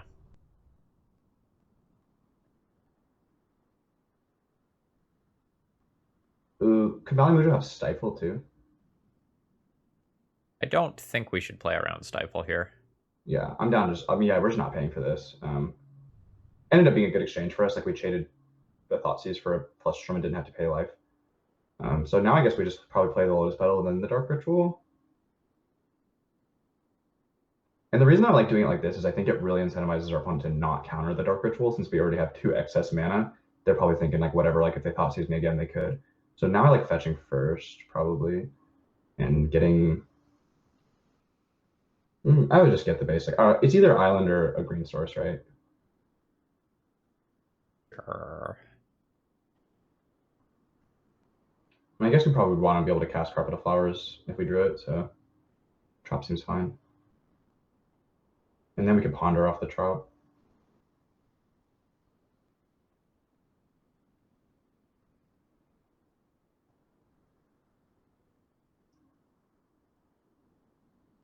Interesting. I think these cards are going to be probably pretty good. Like, we're not going to cast any of them, the rest of them this turn. So I guess we have to pick one. Oh no, we don't have to pick any to ditch because we're not gonna have to crack the Lands of Diamond.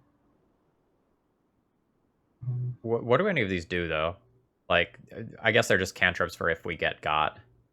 Yeah, basically. I mean, you just gotta like. I think these are just pretty good rebuilding cards because then we're gonna have the Carpet of Flowers to make like 2 mana and the Lions of Diamond, so we're gonna already be good on mana, Sure. and we're gonna have like 2 cantrips to get us back in the game. Yeah. So, yeah.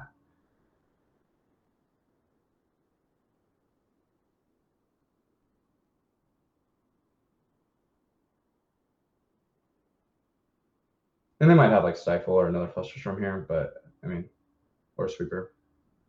But then still, we're on a 5-turn clock with access to 1,000,000 mana plus a Carpet of like plus 2 cantrips, so we'll be doing okay hopefully. The speed at which this is resolved, it makes me feel like that there's a sweeper. Oh, the sweepers aren't overly common.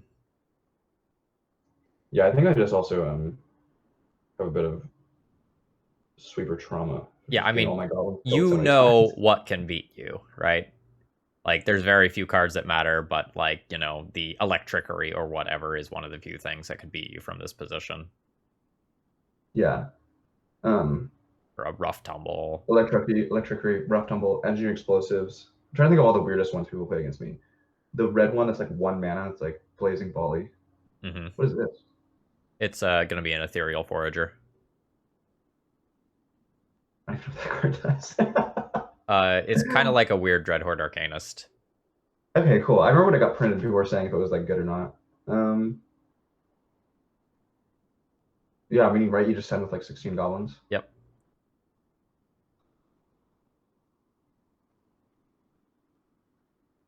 Well, I guess we should have played the Carpet of Flowers first because then we could use the mana for it in our second main phase. Shoot. Yeah, I don't think it matters. Like, either we kill them with goblins next turn or we die to our opponent Yeah, I having... play the Carpet this turn, and it's gonna be better to double cantrip. I think we should save it because we already know our top card, right? Sure. You want And to I think we should play the Carpet, yeah.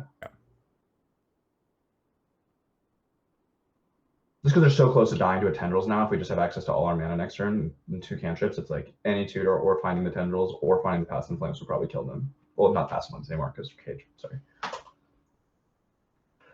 Yeah, 9 plus 6 is exactly 15, which is scary. Oh, if they bolt us, we die? No, if they were to triple bolt us. Oh, okay. That's like one of the few ways that we could actually die Oh, yeah, here. because Ethereal Forger can only cast the cards that was already that are already underneath it, right? So Ethereal Forager returns them to your hand, so they still have to pay for it. Oh wow, this card's way worse than General Arcanist. Oh yeah, it's just the Arcanist is easiest really, way really to good like though. So. say, this is the closest parallel we've had in the last couple of years. A little obnoxious. It's kind of a cool card though. Oh, it's a very Yeah. cool card. It's a sweet engine with the expressive iteration. So like Yeah. you exile one of those to the whale, you get your card advantage out of it the first time you return it, you get your card advantage out of it the second time.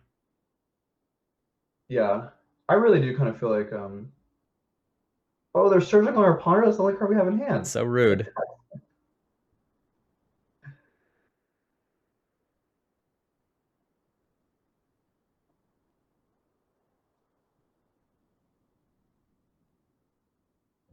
Well, that was kind of unlucky if we do get swept now, but Okay. wow, how did they know about the ponder? I don't think we had shown it to them at any other point, right? We just No, kind of like lucked Malamujo that is they just had it. insane. All right, Tendrils of Agony. Tendrils. Oh, okay. Well,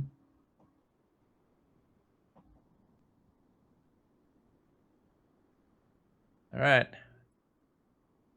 I think we probably should have just left that in our hand for the brainstorm. Maybe it doesn't really matter, but Yeah, you're probably right.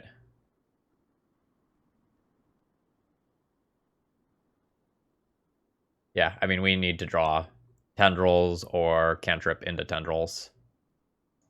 yeah, tutor Nintendos would kill too, but it's probably pretty likely they have a counterspell at this point. I mean, So a lightning bolt also just gets us.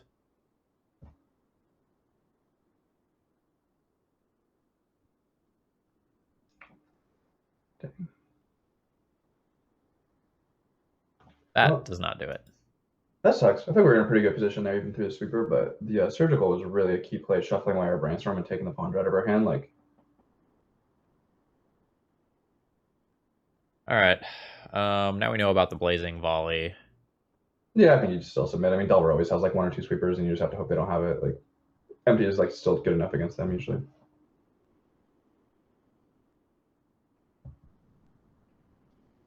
Our opponent is taking a second to adjust their sideboarding plans. Yeah, they did surgical us, so I just think we don't really have like very many cards that are better. Like, we definitely don't want Ad Nauseum. Ooh, this is a nice one. Yeah. What are you supposed to lead on here? I'm not super familiar with like Carpet Flowers play patterns. Like, do you lead on Preordain or Carpet or what? This is why I don't like it, is that I would love to just fetch Island Swamp with this hand. Yeah, this is really strange.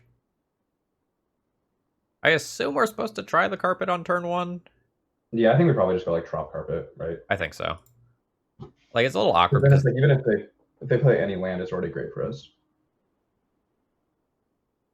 And if they like Wasteland plus Force of Will, it's like whatever, we're not that in bad of a spot.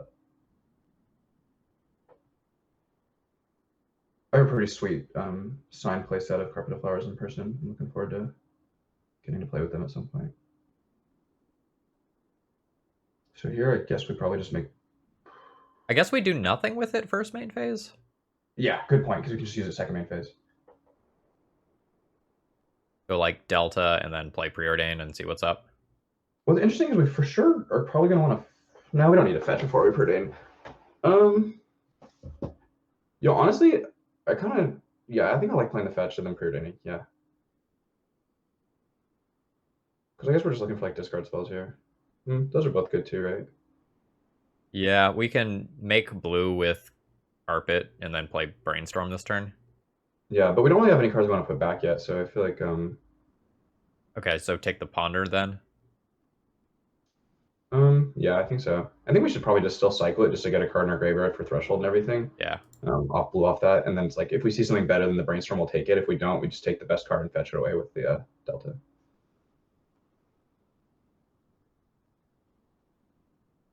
Yeah, Cabal Ritual's I think Threshold's like a pretty interesting mechanic to keep track of, just in terms of like you're always thinking about how can I get 7 cards in my graveyard. Ooh, yeah, that's the ticket. Those cards are all great. Yeah. I think we want the Thoughtseize the most, and then the Lion's Diamond the second most. Yeah. Okay, pass the turn. Yeah. Yeah, hopefully we just get... Carbo Flowers is pretty absurd already here. I mean, like, if it's going to make us 2 mana on this next turn, it's going to be so strong. I really just need to test this card more, because it's a cool card. Yeah, just, like, not having to worry about Daze or probably Spell Pierce for the rest of this game is really strong. Wasteland suddenly is, like, worth nothing. Yeah, that card has already made us 3 mana this game. So here, I guess we probably just make black, right? And yeah. Thoughtseize. Oh, this is sick. They're going to have a... Well, notably... Ooh. This is so interesting. Can we win through the days if we just take the surgical? Yes, right? I think so. So I think the surgical is just the best card there, and we're taking it 100% of the time. Yeah, we can't take days. Yeah, let's just take surgical regardless. And then the only thing we have to play around is days this turn. So we'll just pretend like we have -1 mana. So 1, 2, 3, 4. We can get threshold? Yes. Right? Because if we play Dark Ritual, so I guess anything we do this turn has to start with playing Dark Ritual, I imagine, right? Yeah. And then next, if we play Wishclaw Talisman, that would make us go back down to a... Because most of us want to figure out how to get threshold for this Lines of Diamond. So the threshold put 5 cards in our graveyard, the Dark Ritual put 6, and then we're going to have to do some Lines of Diamond shenanigans to get the 7th card in our graveyard for Cabal Ritual, but which will be easy since we already have the Wishclaw Talisman in our hand, right? Yeah. So we go... Yeah, Dark Ritual first, and then you can cast the Cabal or the Wishclaw Talisman.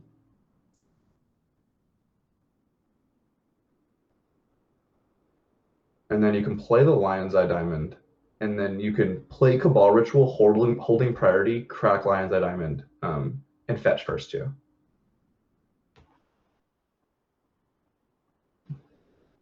Doesn't really matter what I get. What you get here. We just need access to red and black at the end.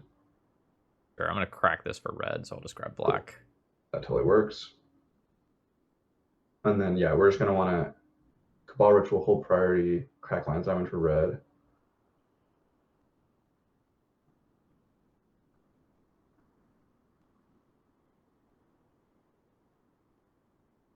Yeah, you pick on green. That's how it works. Oh. So if you hold priority, if you hold control and then cast it, and then it'll just like prompt you to what to pay with. It's weird. Oh, you're holding I see. Control. And then you can crack Lines of Diamond. And this is like a cool trick you can do to get threshold with Cabal Ritual when you have like sometimes you can cast Infernal Tutor then cast Cabal Ritual. So here, notably, we don't have an Infernal Tutor, right? But what we could do is we can Wishclaw for Infernal Tutor. Okay. And then we can just cast the Infernal Tutor for like a Cabal Ritual. Because that will make us go down to 7 mana. Yeah. All right. Our opponent scoops it up here. Back to Casting Flames, and then we have it. Awesome. All right. For round 5, I think we have a reasonable hand. I want to keep this. Yeah, I think this hand's pretty strong.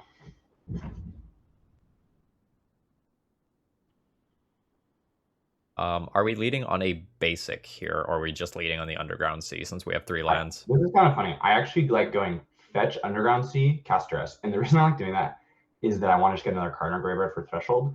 And we already have 1 more fetch for the Brainstorm. So, off Misty? Yeah.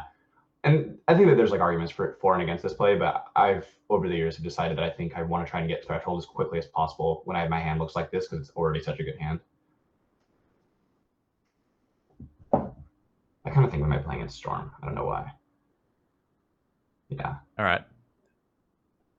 You should take Brainstorm here. Yeah. And then cast Lines of Diamond, I think. All right. I think I actually played against this person. Like I think I might have actually met this person in when I was in Italy for GP Bologna. Like their name is super familiar to me, and I feel like we talked. I don't know.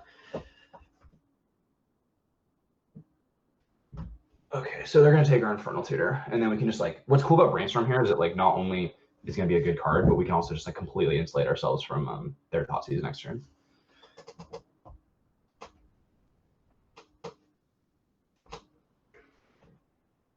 The Antmere is a funny matchup. I Oh, guess whoa, this is fetch bad. land pass. So yeah, I guess that actually makes a lot of sense. Well, yeah. I mean, is there any reason we'd ever want to Infernal Tutor for something here? Like, would we, I think like probably casting the Infernal Tutor is better than not because like gets a land out of our deck, right? Like we just Infernal Tutor reveal Oh, Bloated Altar. since they have another Yeah, Thoughtseize I effect. mean, I guess it's bad if I guess it lets them keep the Thoughtseize in their hands. We should just not do that. Like that's I think that it's like Okay. more likely to be worse. I was just kind of thinking if there's any reason we ever should.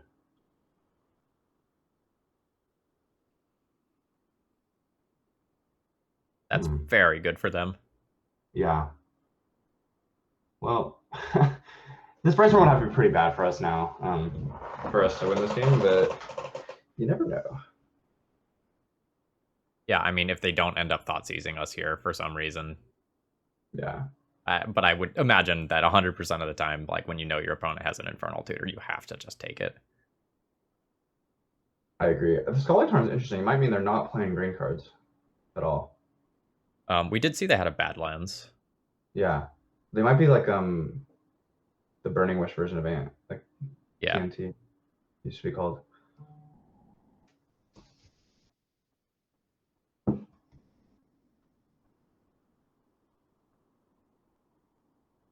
Wow, this game really turned around pretty quickly on us.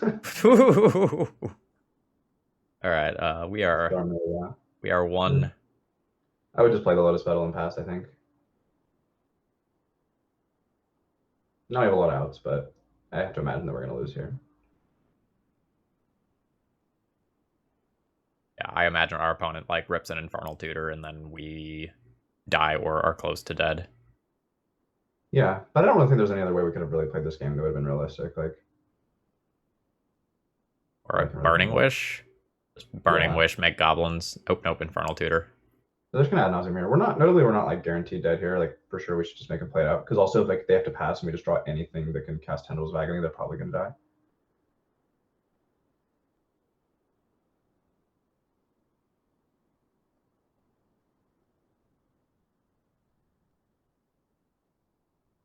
But if they have Burning Wish in their deck, that makes our chances worse. Yeah, we're dead now. Yep.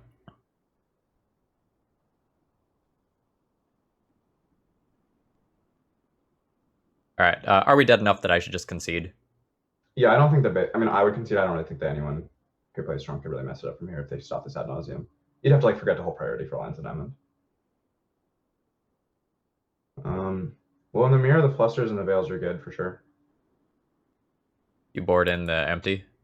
I personally don't. I just like figure that like if they have veil, it's like probably going to counter a discard spell rather than like stop me on my combo turn. Like they probably only have like 2 veils. Okay. I usually cut both basics against them, but I play 16 lands also, so that might change the equation.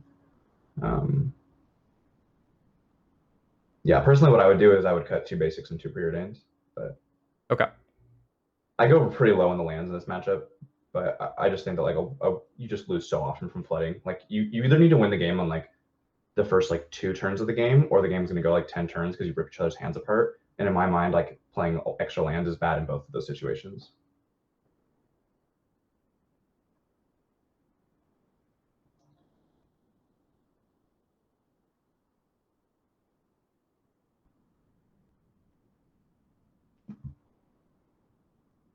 Heck yeah, ThrabenU.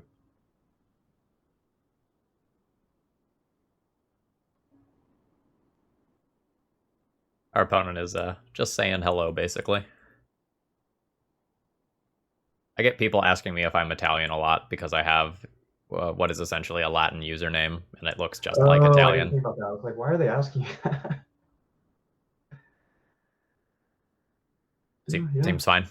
yeah, another really good hand.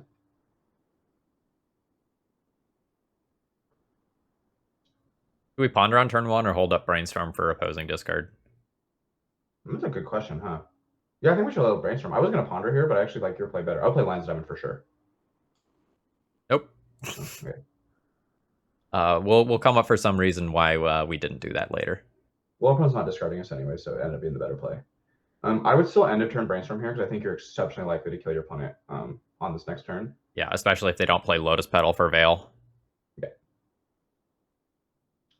Yeah, even if they play Lotus Petal, I still just like brainstorming. Like, our hand already has like the kill next turn -1 mana, right? So it's like this brainstorm just needs to turn into anything that's not a non-land mana source, basically. Well, that's more frightening. Oh, no, don't kill us.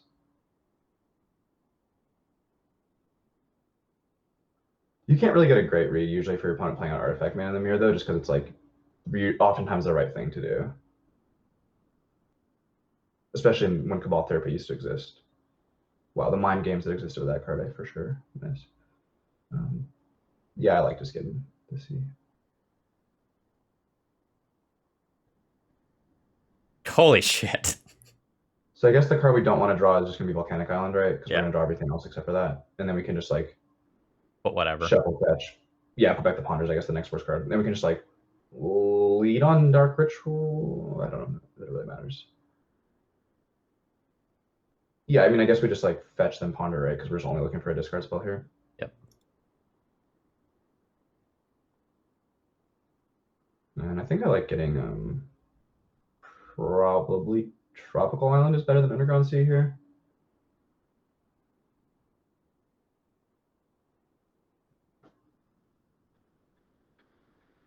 Okay, so now we're in the interesting spot of, is there a way we can win the game if our opponent does Veil of Summer us?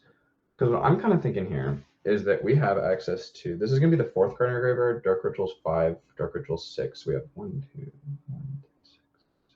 So we actually have enough mana here to cast Ad Nauseum, right, without using either of our Lion's Eye Diamonds. And then, if our opponent Veil of Summers us then or Flusterstorms us, we still can just draw the Infernal Tutor on the next turn and then kill them because we have 2 Lions of Diamonds in play. If that makes sense. I think so. So what I like to do here is to draw the Lion's Eye Diamond and put the Infernal Tutor as the next card. And then we're gonna make kind of a reasonably risky play because we're gonna just ritual here. And then we're gonna not have any mana floating on this Ad Nauseum, but I think that it's gonna be worth it for the risk of playing around Veil because we're gonna have 4 petals left in our deck, and that to me makes sense. Oh wait, never mind. We do have to crack 1 LED. Okay, so now I guess what we do is we play both LEDs. We're still in a good spot regardless, but we play both LEDs, and then we can go like Cabal Ritual, Whole Priority, cast Infernal Tutor.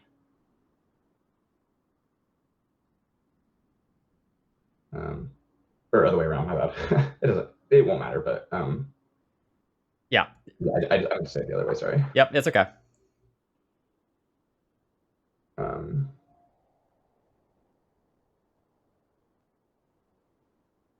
All right, so black and red.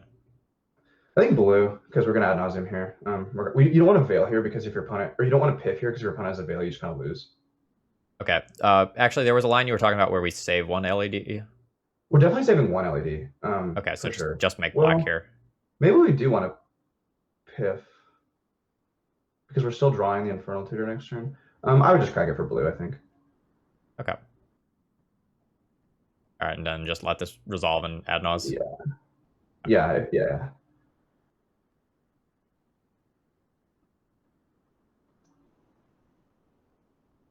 Yeah, the way I had counted the mana, I thought we had 1 more mana. I didn't even think we had Threshold or anything, but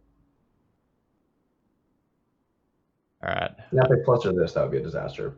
That would be leave black floating. Yeah, you can leave black and blue floating actually. Okay.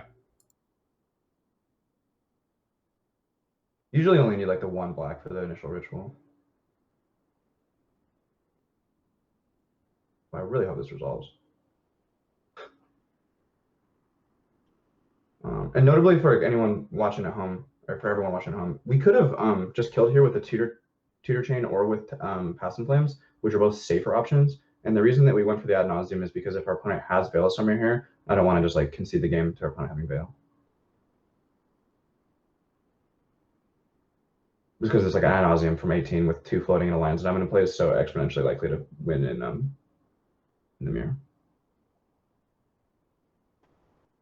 I don't like this pause.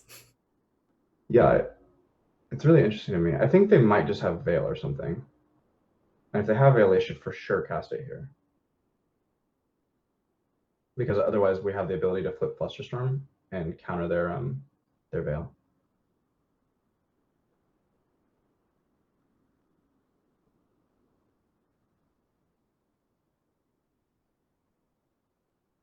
Like a ritual. Yeah, for sure.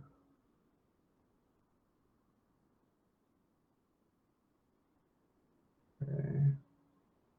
We can keep flipping, I think. What I'm thinking about here is, yeah, now there's cards in our deck that could kill us, so I'm a fan of stopping. Okay. Um, Do we have a kill though? Because we're dead to so many things from our opponent. um, We have 2, 3 starting mana. well, we definitely have a kill if we want to. 6 with LED. But I'm just trying to think if we can duress first, and then that's like a pretty interesting question on if we should do that. Because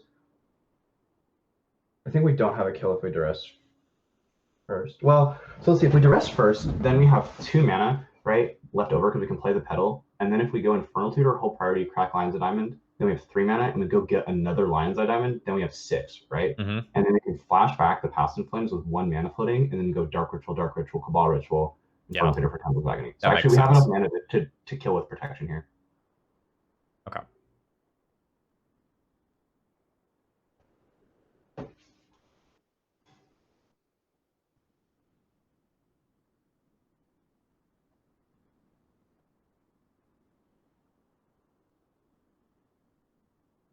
So this is the Veil moment. If they have it, it's gross. Yeah. If they have it here, like I think what we're supposed to do is just like try to do some weird Past in Flames thing where we end up with like a pretty fully stocked hand. Okay. Okay, yeah, we're fine. We just take a Brainstorm here and they're dead. Yeah.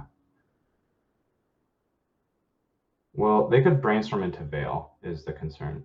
Oh, if they went all in with an LED. Yeah, but since we're gonna do a Past in Flames thing here anyways, it's not gonna matter because we're gonna just like gonna refill our hand. All right. So here what you need to do is just Infernal Tutor, Whole Priority, and then get another Lions of Diamond.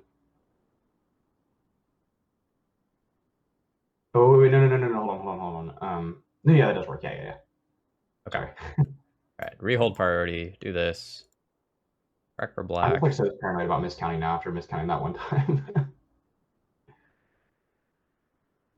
And we still have enough Lions of Diamonds left in our deck. Yeah. Yeah.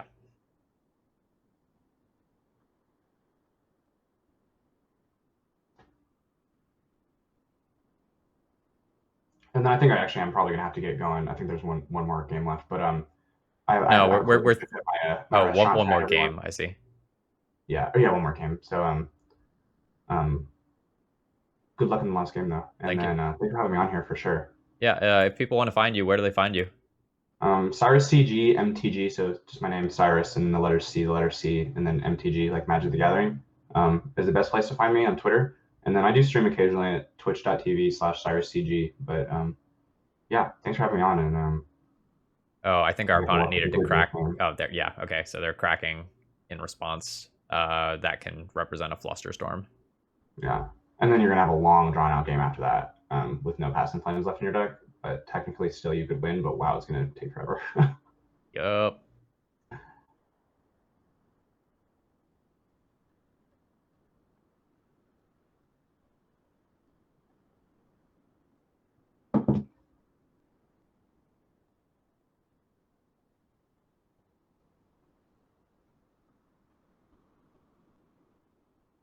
Oh, has our opponent started to resolve this Brainstorm yet? No. Okay. No. All right. So they are also giving themselves the out of Veil. Yeah, they were thinking if they wanted to do it or not. It's kind of an interesting decision if you do that or not, because there's like just no way you can win. Yeah. Okay. Cool. Well, thanks for having me on, Phil, and good luck with the last game. All right. Take care, Cyrus. All right. Cyrus has now left the building. I will be keeping this hand. I have not a hand that's very good at comboing, but I have an incredibly disruptive hand with Thoughtseize and Veil and Flusterstorm. So I think I'm just going to like try to settle in for a very long game here.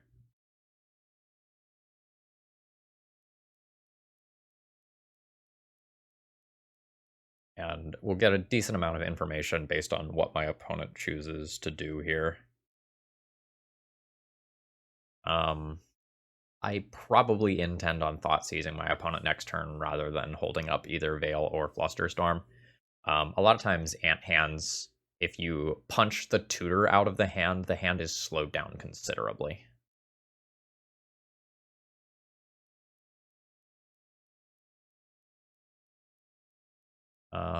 Following Cyrus's logic of threshold mattering a lot, I'm going to go ahead and grab the other Underground Sea out of the deck here and cast a Thoughtseize.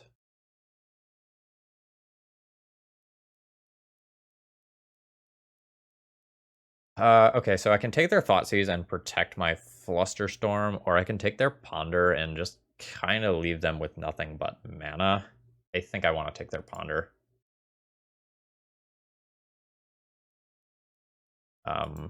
I'm going to hold the LED in my hand here rather than play it out, because if my opponent takes my LED, I still have Fluster. And I am good with that interaction overall.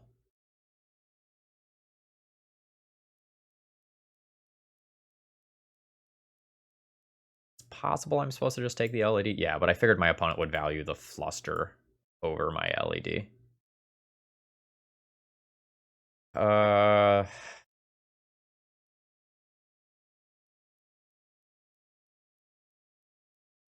I'm going to play these out, assuming that I just kill my opponent if I get the opportunity to find a tutor.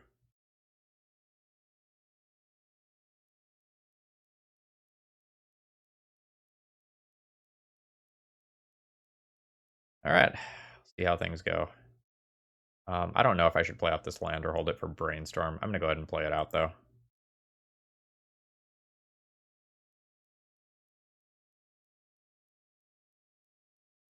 Like, literally all I need right now is just a tutor. I have 5 cards in Graveyard. The first Cabal Ritual is the 6th card in Graveyard. Like, I guess a cantrip would be pretty good. Like, cantrip for a tutor would probably be optimal.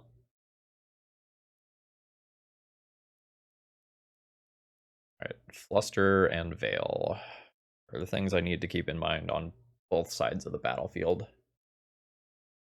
Primary difference between me and my opponent right now is that my opponent has a larger set of resources than I do. So we both have 2 pieces of mana in hand. I have Petal, or sorry, they have Petal Ritual, I have Ritual. And they have 2 more cards beyond that, the third once they resolve Ponder.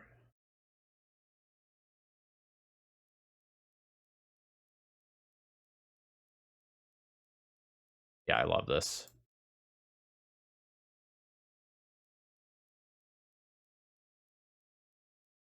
Ooh.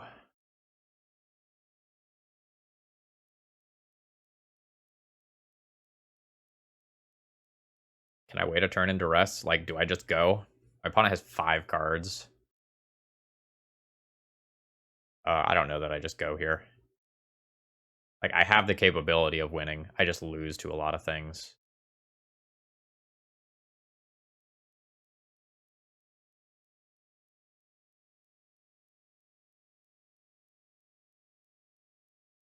Let's duress.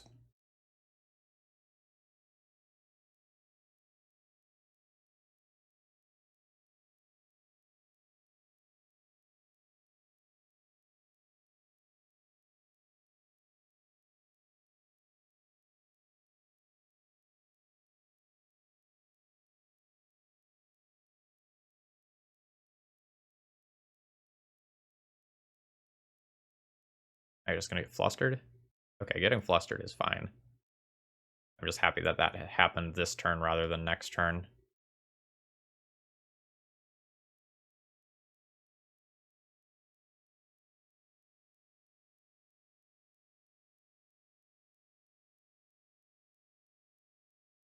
I'll have 6 mana after activating. Well, no, actually, I have 2 Cabal Rituals.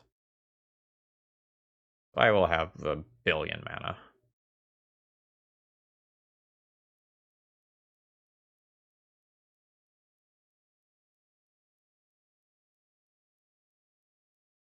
Oh no.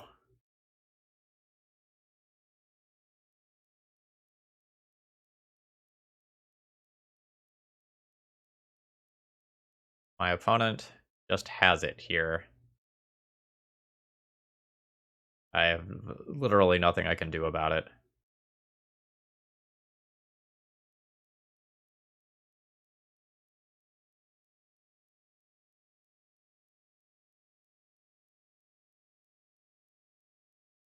Oh, am I just getting emptied? Oh shit, Burning Wish. With 5. The Dark Petition then? Yeah, Dark Petition.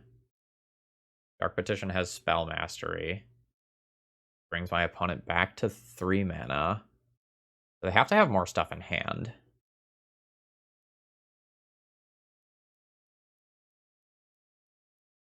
Alright.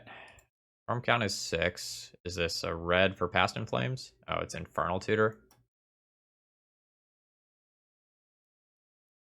I'm at 17. So Tendrils is not lethal? Past in Flames, though. Past in Flames cast from hand for 4 mana. Dark Ritual, Cabal Ritual, Dark Petition, Thoughtseize Me for funsies as well.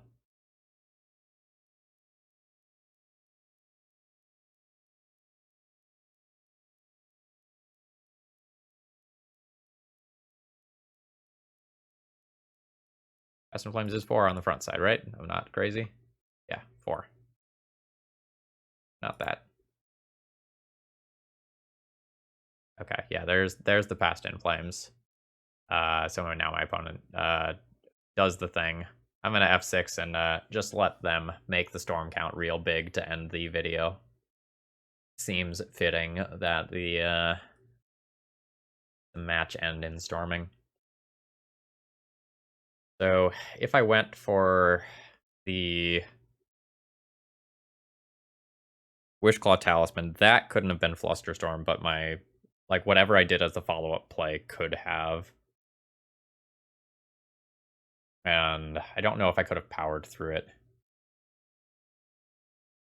Like, if I went Cabal Rit, I think the first one didn't have Threshold and the second one did. I'd have, like, 7 mana, 8, 9, 10, 11, 12, 13, minus 3, 10 mana. Yeah, I don't know that I could have actually killed through that Flusterstorm last turn. It's possible, and someone who can pause the video and go back can probably tell me for sure. But what a great league. That was a super interesting league, and I was really glad to have Cyrus on. Like, you can tell by how much faster he did those lines than I did, just like how dialed into this deck he is. He is truly a deck expert, and I hope you all enjoyed having him on. Overall, I like this deck list. I don't have too much to say about individual choices, because I feel like if you want to comment on an exact Storm 75, you really need to play a lot of games with it. So like Bryant Cook, when he's playing all his TES leagues, like he keeps very detailed spreadsheets. Like, he has a testing team, you know, he gives numbers to those deck lists, and, you know, after 100 or so games, you know, you really start to feel like you know the ins and the outs and the sideboard mapping and whatnot. And a lot of times I feel with Ant deck lists, it's kind of that same sort of thing where, you know, Cyrus ended up playing the same 75 for a very, very long time, just because, like, it was just solid and consistent. He knew how it felt. He knew how it boarded. And I don't feel bad about this deck list at all. I would be very happy running this one back again. I feel like I had access to the things that I wanted to have access to, and I hope you all enjoyed this league. If you made it this far, you know, please consider liking and subscribing to the channel if you want to see more sick Legacy content, and I hope you all have a great rest of the day. If you want to see one of your deck lists on stream, check out the donation information. They're always in the deck list. Sorry, they're always in the video descriptions along with the deck list. Have a great rest of the day.